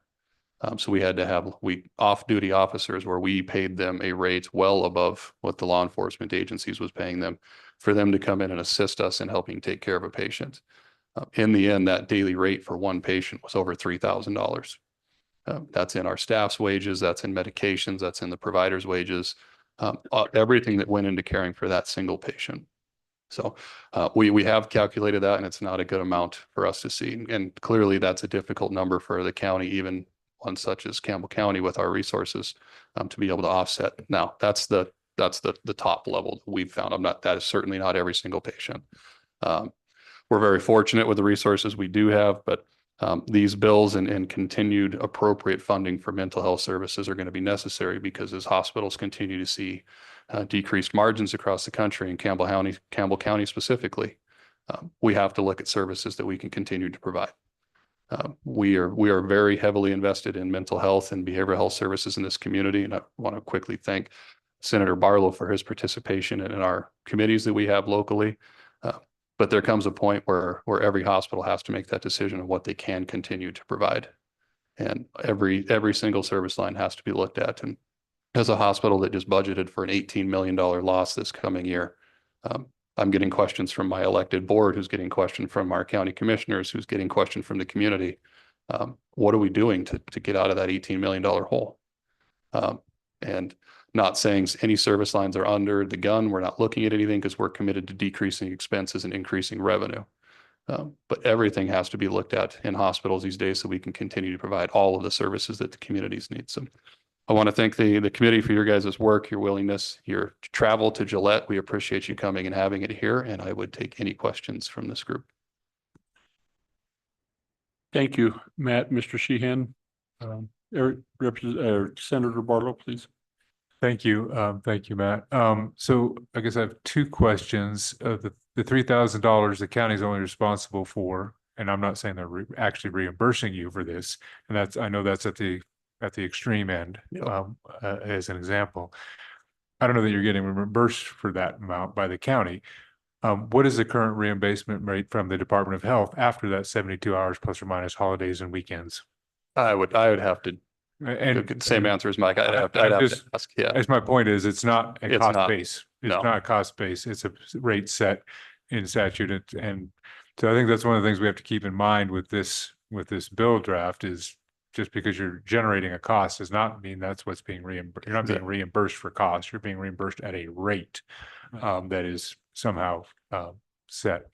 The second thing I would inquire about is I know there's some partnerships, or I understand there's partnerships or talks between the two hospitals represented here about how you can support each other in this effort. How much more, what would help with that type of a regional approach from you folks, the community mental health centers? You actually happen to both have the same community mental health center, the same organization providing that. Is there anything else that we in the legislature or the state of Wyoming could do to help synergize a regionalization type approach that either of you would at least suggest to this body? Thank you. Mr. Chairman, thank you, Mr. Barlow, or sorry, Senator Barlow. That's a fantastic question, and it's a fantastic thought point to look forward to. You know, we've recently done this in EMS. Mr. McCafferty and I got together and we decided that the city of Sheridan and the county of Campbell County, we could work together on something, and then the county of Sheridan, I should have said, and we created a joint venture between the two hospitals that is equally owned. We provide the staff and the management for the ambulance service in Sheridan. Mike has a team that's on the board with us. We work hand in hand on looking at that service line. We also missed out on over $4 million in EMS regionalization that was going to help us do that for other communities in this area. My concern with mental health services is that they're actually more expensive than EMS services to provide. And if we were to look at a regional model from a staffing, from a provider level, there is a lot of things that can be done through telehealth. There's a lot of things that can be done remotely, but there's just as many that somebody has to be there. So it's not just as easy to say that our psychiatrists could support Sheridan Memorial remotely. Could they be on a team someday and work together collaboratively for a regional approach to mental health services? Absolutely. Been very thankful for Mr. McCafferty and his willingness to sit down and talk about regional approaches, putting bygones be bygones between counties in the past and just looking at what's best for our residents. I think that's the approach that we want to take. I think that's the approach that we can be the model for the rest of the state of Wyoming, but it is going to take assistance legislatively with funding.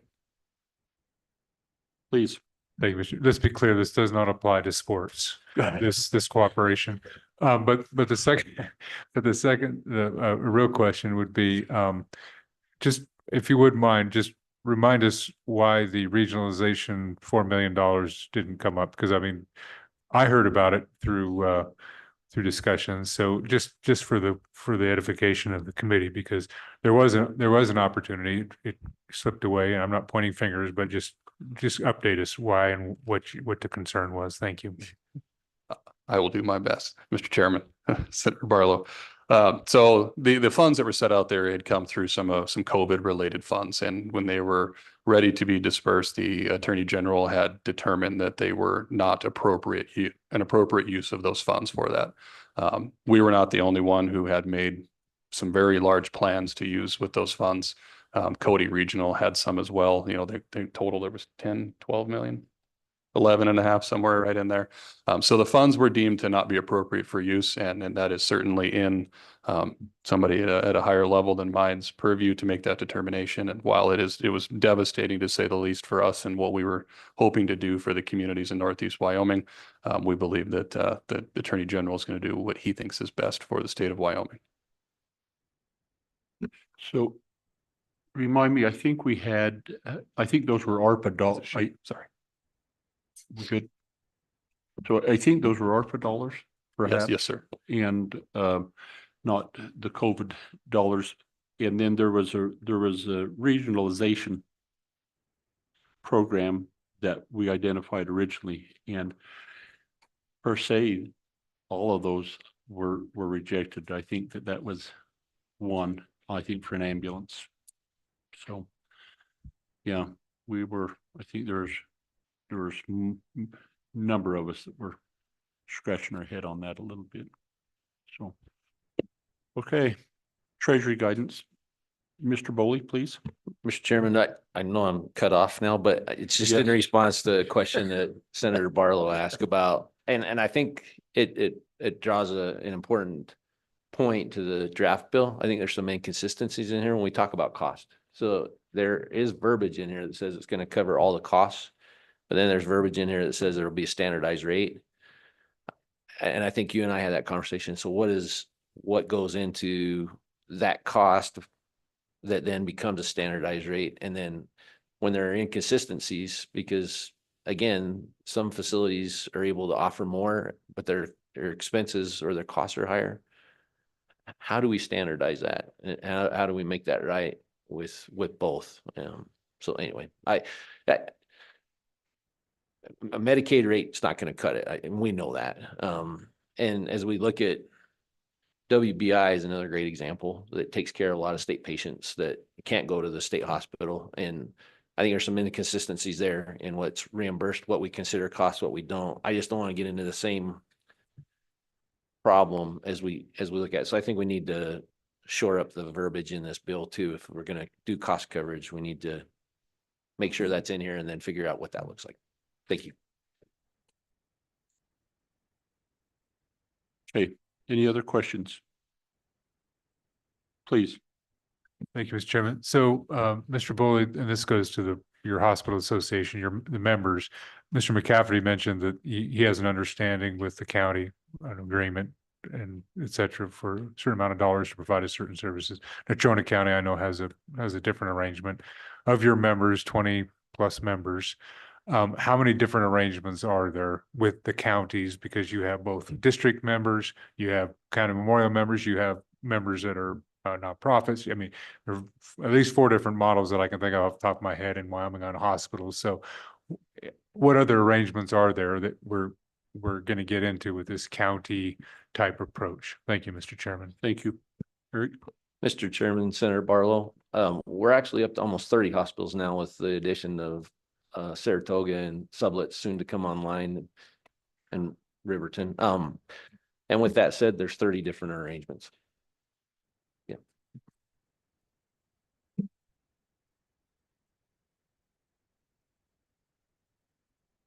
Further questions?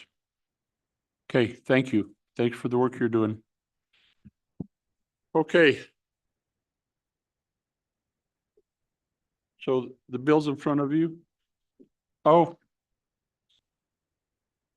Yeah. Any other public comment?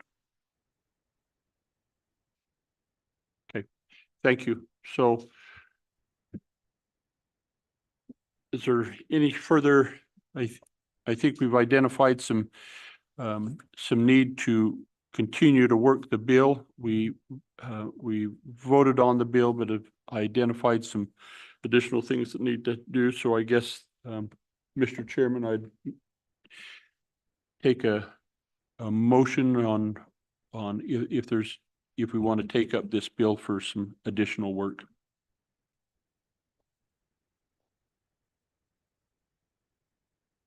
So if we're not going to do additional work, let's make sure that we understand the process. We voted on the bill. Mr. Chairman, do you want some amendments, a motion on the bill and some amendments, or I just want to be clear what we're asking? So now you're going to LSO to further process. So, Yeah, okay. so we'd need a motion to move the bill, and then we could open it up for some, right?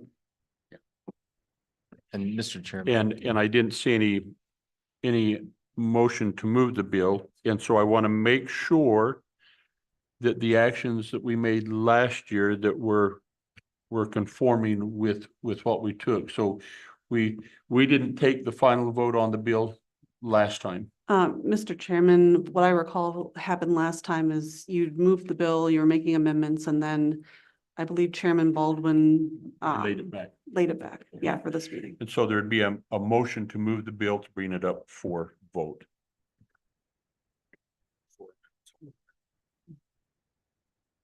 Mr. Chairman. Mr. Chairman, you won't see a motion from me, but I'd like to explain a little bit if I can. So I think the concept of the bill, this has come up as long as I've been with the Department of Health for 11 years of state putting some consistency and some clarity and running the claims processing, the billing, the reimbursement for all of Title 25, not just post 72 hours. So I think there is merit to the bill. I think the state technology infrastructure we have built, mostly through the Medicaid system, but it doesn't have to be only Medicaid programs, is ripe for utilization from non-Medicaid programs because we have become good at it. We enroll providers quickly, we pay claims quickly, we implement rules in the claims system and the billing system quickly. And so I believe we can do this. Some of the issues that the Hospital Association and others have raised, going back to our Torrington meeting and today, I think are relevant and valid. The county opt-in, opt-out makes sense from the county commission perspective because of how disparate the arrangements are with county claims for Title 25 and costs for Title 25 around the state. However, I think long-term, this concept does not reach its full potential with the efficiencies the state could put into the system, the cost savings for the counties and the administrative burden we could lift off of the counties. It doesn't reach its full potential with the opt-in and opt-out. So I agree with the hospital speakers there that ideally this would be a system that is consistent around the state. But what I mentioned in Torrington that still concerns me in the short term is the supply and demand dynamics that occur now between county governments and various hospitals that help or treat, hold Title 25 patients would be changed by this bill. I think everybody understands that, where there are agreements that are worked out, there are access, bed access that is worked out between various providers and counties, and standardizing that would absolutely, or in theory at least, change those dynamics. And I think with a July 1st, 2025 effective date, at the very least, I believe that should be kicked out so that we could better understand from the hospitals these cost dynamics. It's a bit frustrating for me because, and this is oversimplifying the issue and absolutely no criticism of the speakers today, we're asking, what does it cost you? What should if it's a state rate or a county rate, what should that be? And the responses, rightfully so, are there's a lot we need to fix in the mental health system. But it is frustrating from a policy and financial perspective that this is part of that mental health system in Title 25 that, from my perspective, as I've mentioned numerous times, I believe the state or public payers like counties should be looking at what does it cost partners to provide this service and pay cost, or in some cases, cost plus with some margin so that it's sustained. And that's a good discussion to have, both on the psychiatric hospital side and on the general hospital side when we're not paying for a full psychiatric rate. Some of those discussions are happening in the short term with psychiatric providers as early as next week because of this committee raising the issue. So I think that's very positive that we can get a little bit more data-driven with what those costs are and determine and develop a reasonable state policy on how we reimburse for Title 25 when either an involuntary hospitalization order has not been issued, it's in process, but someone is still being held and treated, or involuntary hospitalization order has been issued and the state hospital has a wait list or a certain wait time to make that happen. That's when we leverage our hospital partners or our psychiatric hospital partners to provide that care while that wait period unfolds.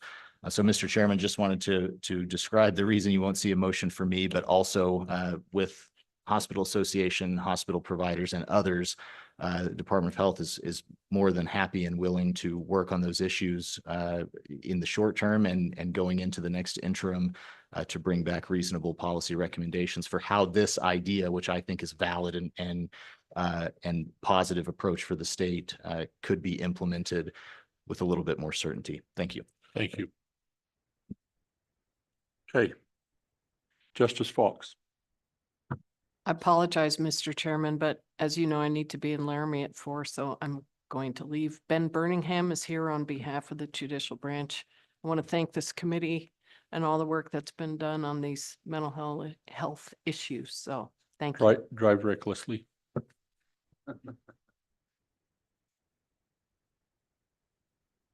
Any motion? Please. No motion coming from the center of the table, just a comment. And it's brought to mind, and we've been working on this for, well, ever since I've been in the legislature for sure. We did some work at the fire station where I work recently, where we trimmed back some bushes, and they haven't been trimmed for a number of years. When we cut the dead limbs out from underneath those bushes that were there were a number of spiders, there were a number of earwigs, there were a number of everything, and there was a dead deer in there, as a matter of fact, but there were a number of things in there, and it reminds me of this process. Every time we cut the dead branches out, we start messing with those bushes, or we mess with Title 25, all the insects get stirred up, and there's some brief action. And then when we go away, the dead limbs come back, and it grows over, and we come back, and we're in the same place. And I would take very seriously that comment by the director that this is something they're going to have to commit to work on, and not just let those dead limbs come back and let those insects settle in again and not get solved and not get taken care of. So with that, I would give you the invitation to come clear bushes at my fire station as well. But with that said, I think it's something that we have to have a firm commitment that we've got to work on. We've touched it. We've touched those limbs several times through the years, but we've never really got to the bottom of it. We talk about the cost. What are the costs? What are the definitive costs? So I won't make a motion, but I think it's something we need to have a firm commitment from all involved parties to work on. And that includes the hospitals, it includes the Department of Health, judiciary, et cetera. But that would be my only comments, Mr. Chairman.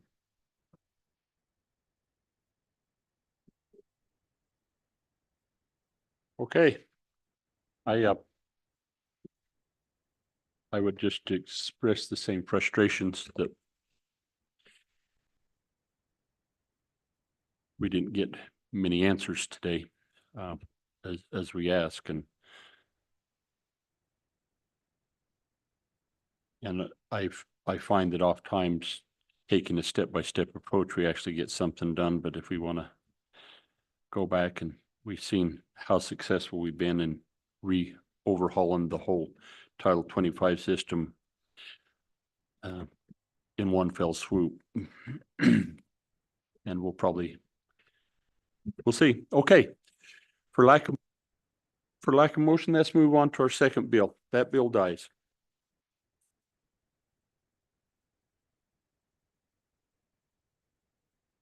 Relationships damaged. Okay, Ben, if we could have you and Anna, I don't care, you can stay there. You're fine. we're going to be going to LSO 103, and I believe that's working draft 10. And Ben, if we could ask you to just kind of give us a little history on what it is we're trying to do, and then we'll have Anna take us through the bill and what it looks like. Chairman Larson, members of the task force, again, my name is Ben Birmingham, counsel for the Wyoming Judicial Branch, and certainly happy to provide a high-level overview and a bit of history on the piece of legislation in front of you. At a high level, this bill, these amendments to the Wyoming Court Supervised Treatment Act, accomplish three primary objectives. The first objective is to reflect those amendments that the task force previously considered and approved for recommendation to the Joint Judiciary Committee. And you'll remember that those amendments expressly allow for greater collaboration between treatment courts and jurisdictions in accepting participants from sister jurisdictions and from forming regional and statewide treatment courts. And importantly, those amendments also explicitly authorize the public defender and those attorneys from that office to participate on treatment court teams. So that's the first objective, reflecting those previous amendments. The second objective is to bestow formal legislative recognition on the diversion program that Judge Castano outlined earlier. Strictly speaking, I don't think formal legislative recognition is necessary. The program relies on the agreement of the prosecutor to hold charges in abeyance, the agreement of the participant to participate, consent to the program, consent to those conditions to participate, the power of the judge to convene these local stakeholders, and the agreement of those stakeholders to move the program forward. But while legislative recognition is not strictly necessary, there are some benefits. It gives these programs an added level of legitimacy, of formality. It raises awareness for these programs. I think it really sets the stage for implementing these programs in other jurisdictions. So that's the second objective, providing formal legislative recognition of diversion programs.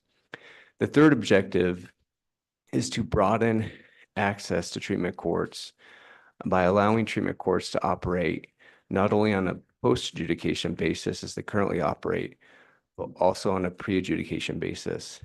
This allows courts to get folks into treatment, engaged in the program early before the state incurs those costs of adjudication. So at a high level, where this bill accomplishes those three objectives, and Chairman Larson, certainly happy to stand for questions now or later. Probably both. Any questions for Ben before we go through the bill? Please, Director Johansson. Thank you, Mr. Chairman. Mr. Birmingham, just anything in general you would point us to in the bill that does not meet the judiciary's needs here that would need to be considered as an addition or an amendment?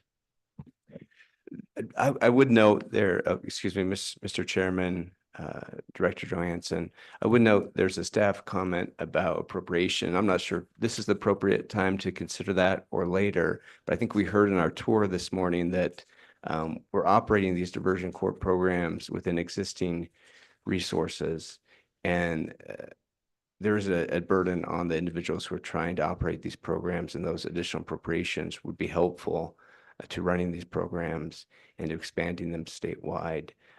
But setting aside additional appropriation, those funds and resources to run these programs, I don't think there's anything further that the branch would need.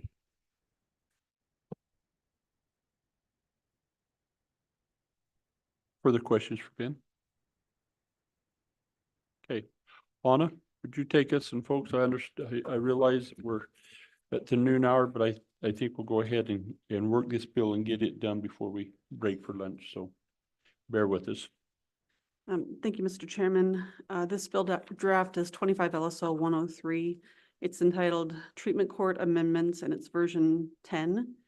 The staff comment on page 2 indicates that this bill draft combines the treatment court amendments that were made in 25 LSO 29, as well as the diversion court amendments. And I would note the original draft that made the treatment court amendments that Ben was talking about, regarding the public defender and some other things, that bill was actually approved to go to judiciary a couple meetings ago. So in order to move this bill forward, you'd probably have to rescind that old draft and then move this one forward instead. So Anna, Mhm. if we can, so as we go, can we do that in one fell swoop when we work this bill? Can we, if we vote to move this bill, can that automatically be construed to rescind in the other? Or do you have to make separate? Mr. Chairman, the task force is a little less formal than a committee in the first place. I think that you could probably just say we're rescinding the old bill and moving this one forward and just do it in one motion. Just so we're all on the same page, Mhm. Senator Barlow. Mr. Chairman, thank you. And just for clarity on the process, the Judiciary Committee hasn't actually taken up that other bill, or they have actually already approved it. No, they haven't taken it up yet, so. Thank you. I've met with the two chairmen. They're considering in their September meeting, so we would replace that with this. Thank you. Anna, carry on. Okay. Beginning on page 3, there are several treatment court definitions that are amended. The definition of applicant was changed to include one or more governing bodies, and then continuum of care was amended to include mental health treatment. The definition of dual diagnosis was amended to say substance use instead of substance abuse, and that was a recommendation by the judicial branch. Participant was changed to include persons with mental illness or a dual diagnosis who have committed a misdemeanor offense, including those who have had law enforcement contact with or without arrest. And then program was amended to include one or more local court supervised treatment or mental health programs. The staff comment on page 4 shows that court supervised treatment program was stricken from the program definition, and the task force may want to consider whether that needs to be stricken throughout the act. Referring judge was amended to strike substance offenders and change that term with participant. Referring judge was amended to strike substance offenders and include participants. And then on page 5, substance abuse treatment was changed to substance use treatment. Substance offender was changed to include a person arrested for, charged with, or adjudicated for a substance-related offense. And then the definition of mental health treatment and mental illness were also added to the draft. Then with Wyoming Statute 512-105, that statute was amended to include unmet mental health needs and mental health screenings. And then under subsection B of that section, the goals of the programs were amended to include striving for recovery and mental wellness of participants, and to reduce the number of people with mental illness in jail, criminal court proceedings, and the state hospital. Wyoming Statute 512-106 was amended to change referring judge to referring judges. And then Wyoming Statute 512-107, beginning on page 7, was amended to have participants contribute to the cost of their programs where advisable, so making that permissive. Wyoming Statute 512-109 was amended to remove substance offender and insert participant. And then subsection B, little I, beginning on page 9, was amended to include mental health screening. And B2 was amended to include mental health needs. Subsection C on page 9 indicates that referral and participation in a program and consent to participate when required shall be governed by the rules adopted by the Supreme Court. C also indicates that prior to a participant's entry into a written agreement, the participant shall be informed that he may be subject to a longer term of probation. Language regarding consent is stricken from subsection D on page 10, and then a new subsection E on page 10 indicates that a program may accept participants from any other jurisdiction in the state. Wyoming Statute 512-110B on page 11 indicates that if a participant is participating post-adjudication, they may be subject to incarceration as a sanction.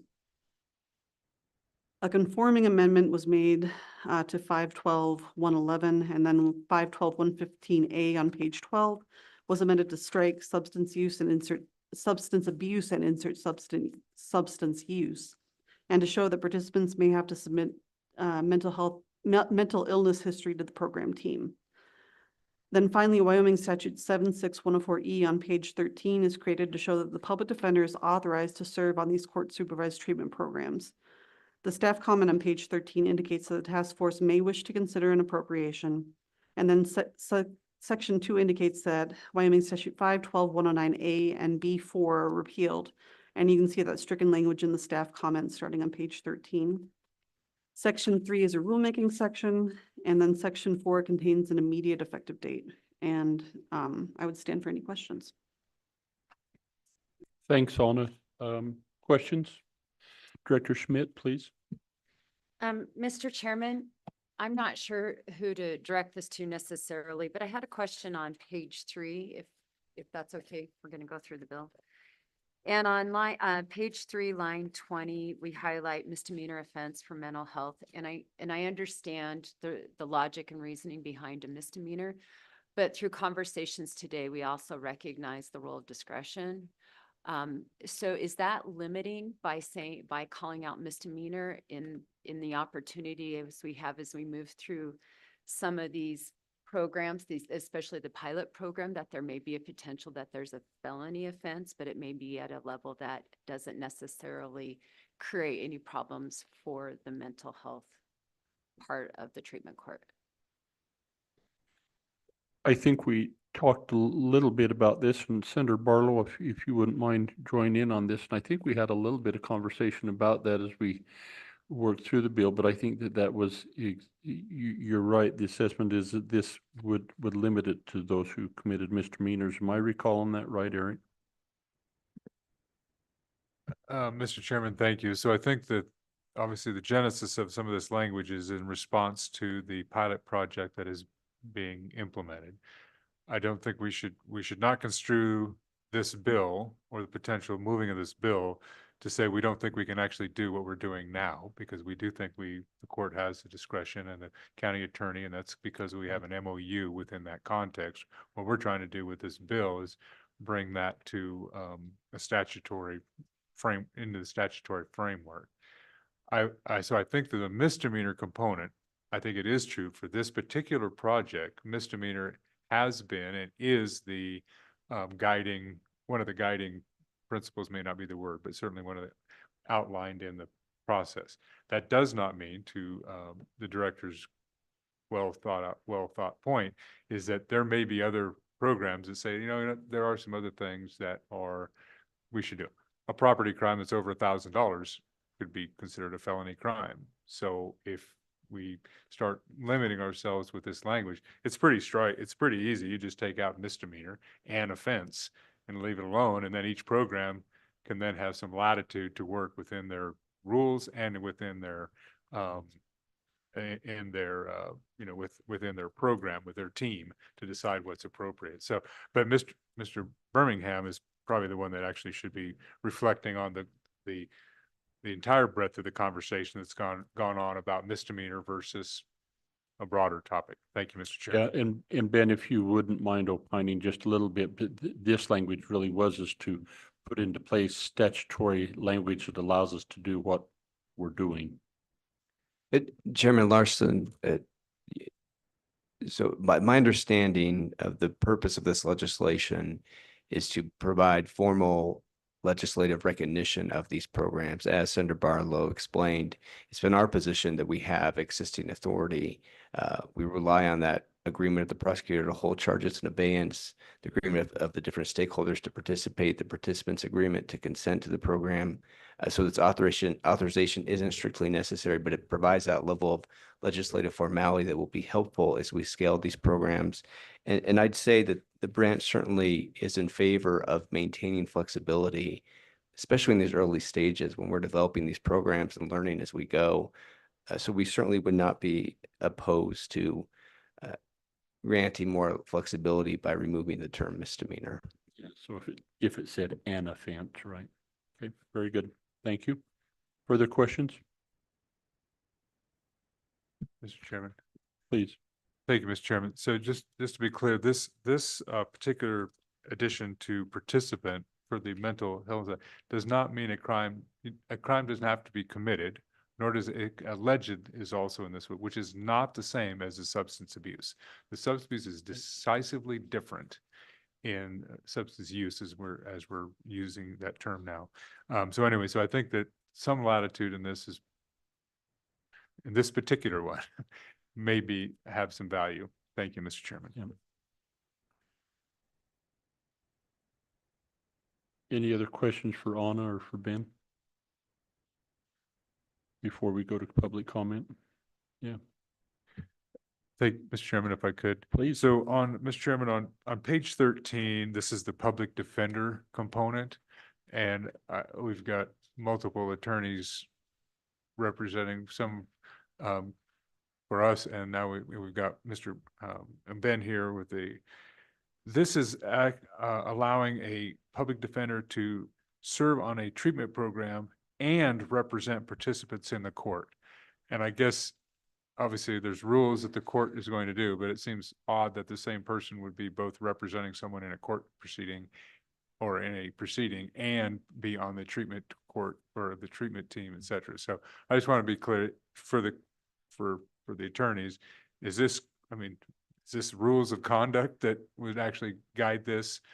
Is this handled somewhere else? Because this would act like they have to be both. That a public defender would have to be both in this context. And I just wanted to understand, if I'm reading too much into it, that's great. If it's dealt with otherwise, that's fine. And our staff can certainly give any thoughts. Thank you, Mr. Chairman. Ben, and I think as we work that, the intent is that they wouldn't represent, but currently they do not have the ability to be on the team. That they could be on the team doesn't necessarily mean that they would represent that particular individual that the team is considering, but please clarify that for us if you would. Certainly, Chairman Larson, and my understanding of the legislation is similar to your understanding, which is there was some hesitancy on behalf of the Public Defender's Office to participate in treatment court teams because the ability of the Public Defender's Office to act as outlined in statute. And if you're participating on a treatment court team or representing participants in termination proceedings, there's some concern about liability there if you're not acting within that statutory authorization. So the intention here is to remove that concern and allow public defenders to act. And I would also point out that this legislation authorizes the public defender, but there's no requirement that the public defender act. I know that in some of our treatment courts, we have private counsel who will represent individuals either on the team or in these different proceedings.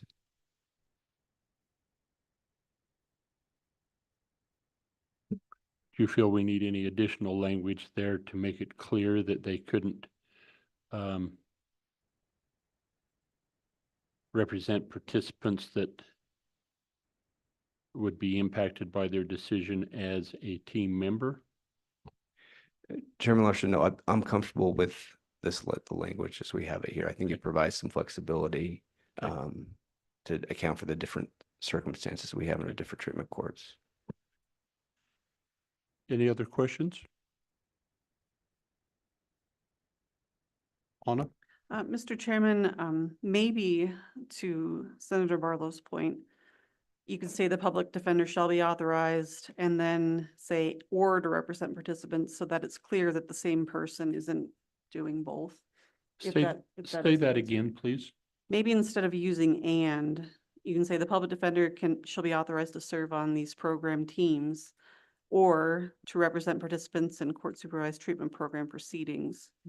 That might make it a little more clear. I don't know if that entirely clears it up, but I think it might indicate that the same person isn't doing both. So perhaps when we work, Bill, we can have that conversation a little more in depth. Okay, good catch. Fine. Any other questions? Any other public comment? Do we have anyone online? No one online. Anyone here?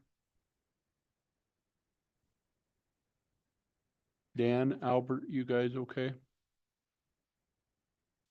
Good. Mr. Chairman. Please, Representative Summers. Mr. Chairman, the only comment I'd make on the misdemeanor, if it goes into amendment, I don't care how you structure it. But I think ultimately you have to sell this piece of legislation to a broader group of legislators that maybe aren't going to understand all the nuances behind the conversation. And one thing about limiting it to misdemeanors is it kind of limits the program to people that you don't feel are going to hurt society in some other way as opposed to a felony, even if it's a minor felony. It's just the word it's just kind of that thought. So I don't care how you put it out in its final form or how we do. I just think that's a conversation that the next committee is going to have is how do we get this passed, and what should that look like, and how does that word help or not help the piece of legislation? Thank you. Thank you. Okay. Public comment is over. We have a motion to move the bill. Do we have a second? Second by Barlow, moved by Baldwin. So if we could, members, let's go ahead and walk through the bill and see where and if there are changes. And we'll just start on page 1, page 2, page 3. Director Schmidt, any suggestions here? Mr. Chairman, I understand the speaker's point about the misdemeanor, and I know that conversations at the national level around treatment courts really kind of struggle with this. I just also, though, know that in Wyoming, as we develop each of these individual courts, that giving them flexibility to meet their community needs is an important conversation. It may be that if we do want to consider felonies, we can say nonviolent felonies or provide some descriptive language that would allow it. But I think just by eliminating the word, then maybe makes the conversation null if we don't even highlight it. So are you saying strike through misdemeanor and change, and strike through a misdemeanor and add "and," so it have committed an offense? Yes, Mr. Chairman, that's my motion. Second. So any conversation on the motion? Mr. Chairman, Please, Director Shannon. if we're trying to separate it out between misdemeanor and felonies, would the committee give consideration to say nonviolent offenses? Because that's defined by statute. We're not identifying felonies. They are felonies, not the violent ones. Mr. Chairman, Please. answering that question with another question, I don't know enough about how nonviolent offenses are defined in statute. One of the discussions we had this morning with the program that's operating in Gillette today is that, things that might be a charge of disturbing the peace could involve violence, shoving an peace officer, that kind of thing. Where that might, I don't know if that's legally considered a violent offense, but just a question for folks who might know more than I do there. Okay, Director Shannon, maybe you have an answer there. I don't know if I have an answer, Mr. Chairman, in reference to Director Johansson's comment. It would be for violent offenses is defined, not non-violent offenses, and assault of an officer is considered a violent offense. Mr. Chairman, in that case, I support the amendment as an offense, giving local discretion, prosecutorial discretion there. And obviously this task force kicking the bill to another committee like the judiciary, I would imagine could work that out on the legal definition end. But my suggestion is to leave it broad and give that discretion to the programs. Further conversation? Question on the amendment to strike through a misdemeanor and add "and," so it would read who has committed or is alleged to have committed an offense. Those in favor of the amendment, say aye. Aye. Aye. Those opposed, if any.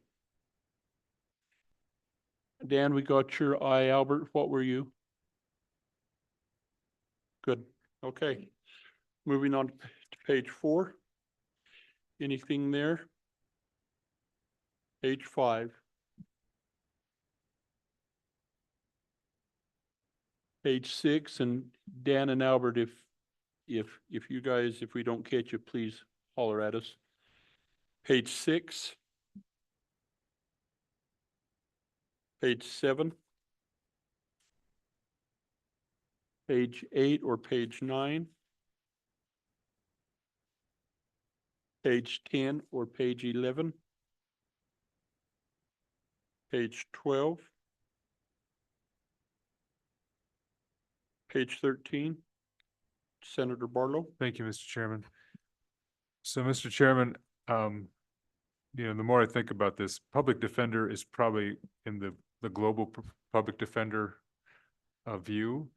Obviously, in the second part of the sentence, it's about an individual public defender representing someone. So I don't know how to, but maybe the solution is either to make this 2 sentences. Public a public defender is, or shall, it says but a public defender is authorized to serve on the team. And the second one, a public defender may also represent something. So maybe it's 2 sentences. One is direct authorization and one is permissive authority. And I don't know if that's a motion for discussion purposes.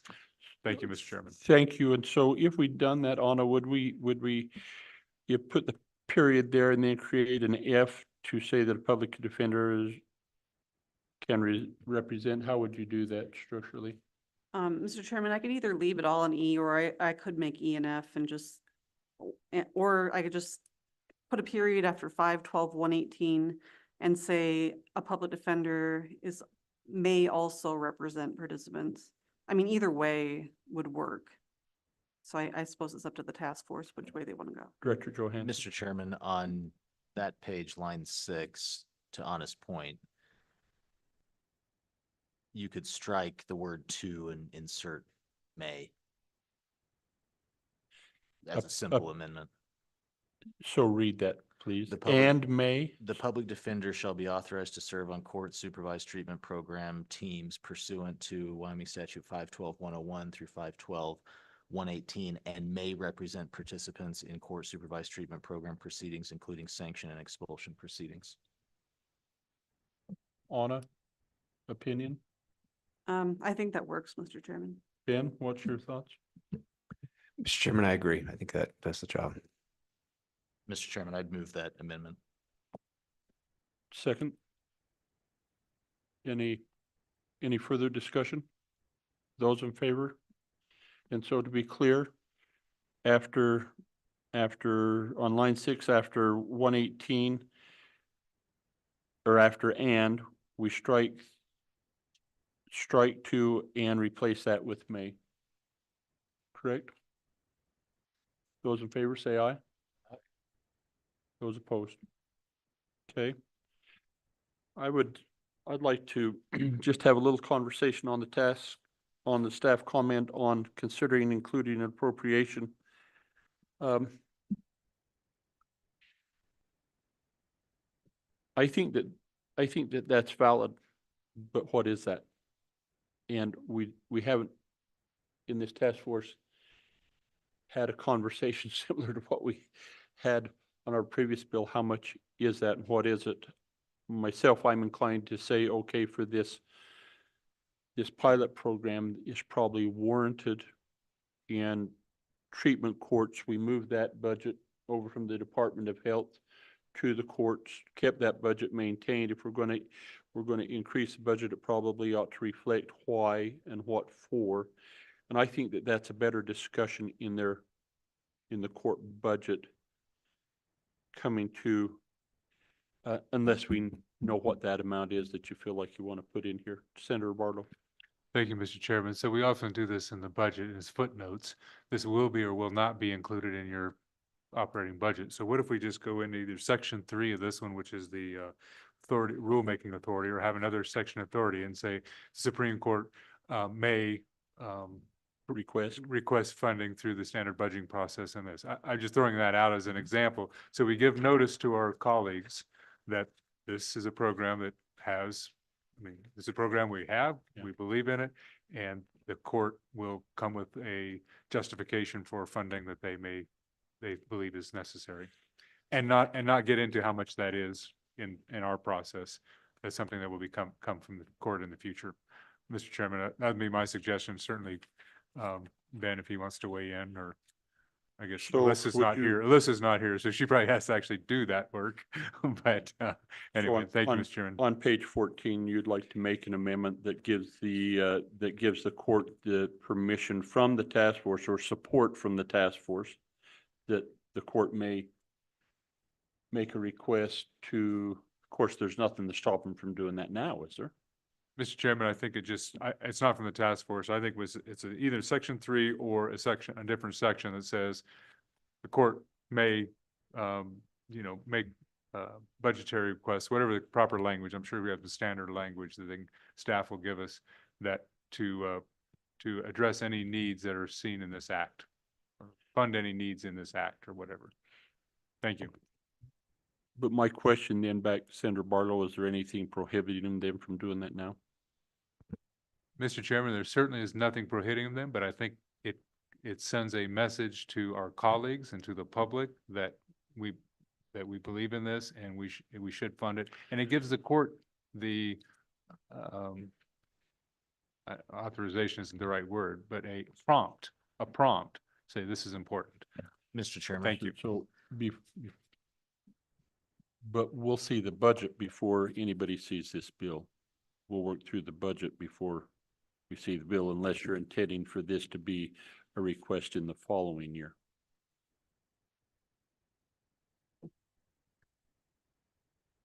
I mean, I don't think the language hurts. I just don't know that it's necessary, and I appreciate the language that your suggestion. I just batting this ball back and forth a little bit across the net to say I think that the court has this and would encourage him to do so. But if I'm not opposed to it being in there, I'm just trying to. Mr. Chairman, so maybe as a friendly suggestion, I'm not privy to what the judicial branch may or may not be requesting in this year's budget. And to your point, yes, this bill, if it moves forward to the next legislative session, would be discussed after and then concurrently with the budget bill. But going forward, if the judicial branch were planning to evaluate this in the following year and make requests in the next budget session, which would be in 2026, I think language that we've seen in direction to the Department of Health when the legislature passes an act is maybe not layering permission on top of permission that's already there, but the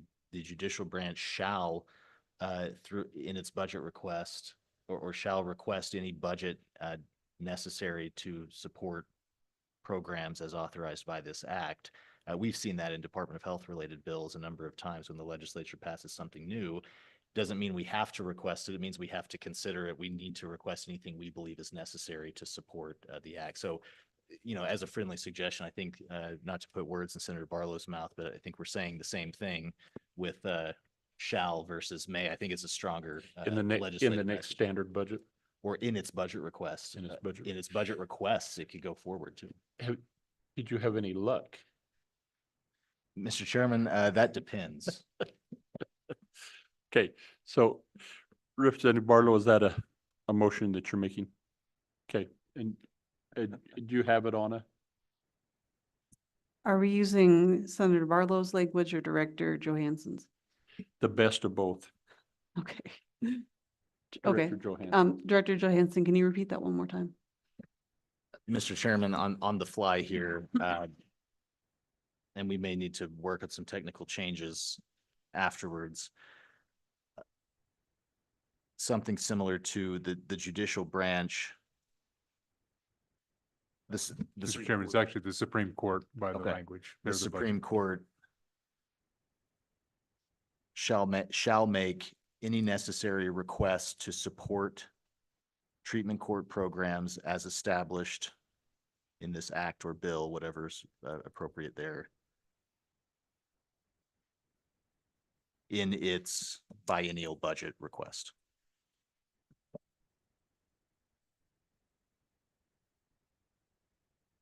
Those in favor of the amendment, please say aye. Those opposed, if any. Okay. Any additional amendments in the bill? Question, roll call vote. And remember, task force members, we're voting to rescind the previous bill that we passed on court, the diversion court, treatment court amendments. And we'll be fully adopting this, and this will be the bill that we pass on to judiciary for their September meeting. Mr. Chairman, Yes, please. are you making that as a motion that I need a second, or was there a motion when I was out of the room? To vote on the bill? We've moved the bill and seconded it. Okay, thank you. And to rescind, yes, we talked about that, and I think that I dotted the i's and crossed the t's sufficiently. Okay. Roll call. Mr. Chairman, this is a roll call vote for 25 LSO 103, treatment court amendments as amended. Senator Barlow. Senator Nethercott. Excuse. Speaker Summers. It's thumb up. Thanks, Albert. Representative Swanitzer. Aye. Director Johansson. Aye. Director Schmidt. Aye. Director Shannon. Aye. Mr. Brown. Aye. Co-Chairman Baldwin. Aye. Chairman Larson. Aye. Mr. Chairman, we have 9 ayes, 1 excused. Thank you. I think we'll go ahead and we'll break for lunch, try and be back here at 1:30. I know it's a little short, but we got a little behind. So thank you.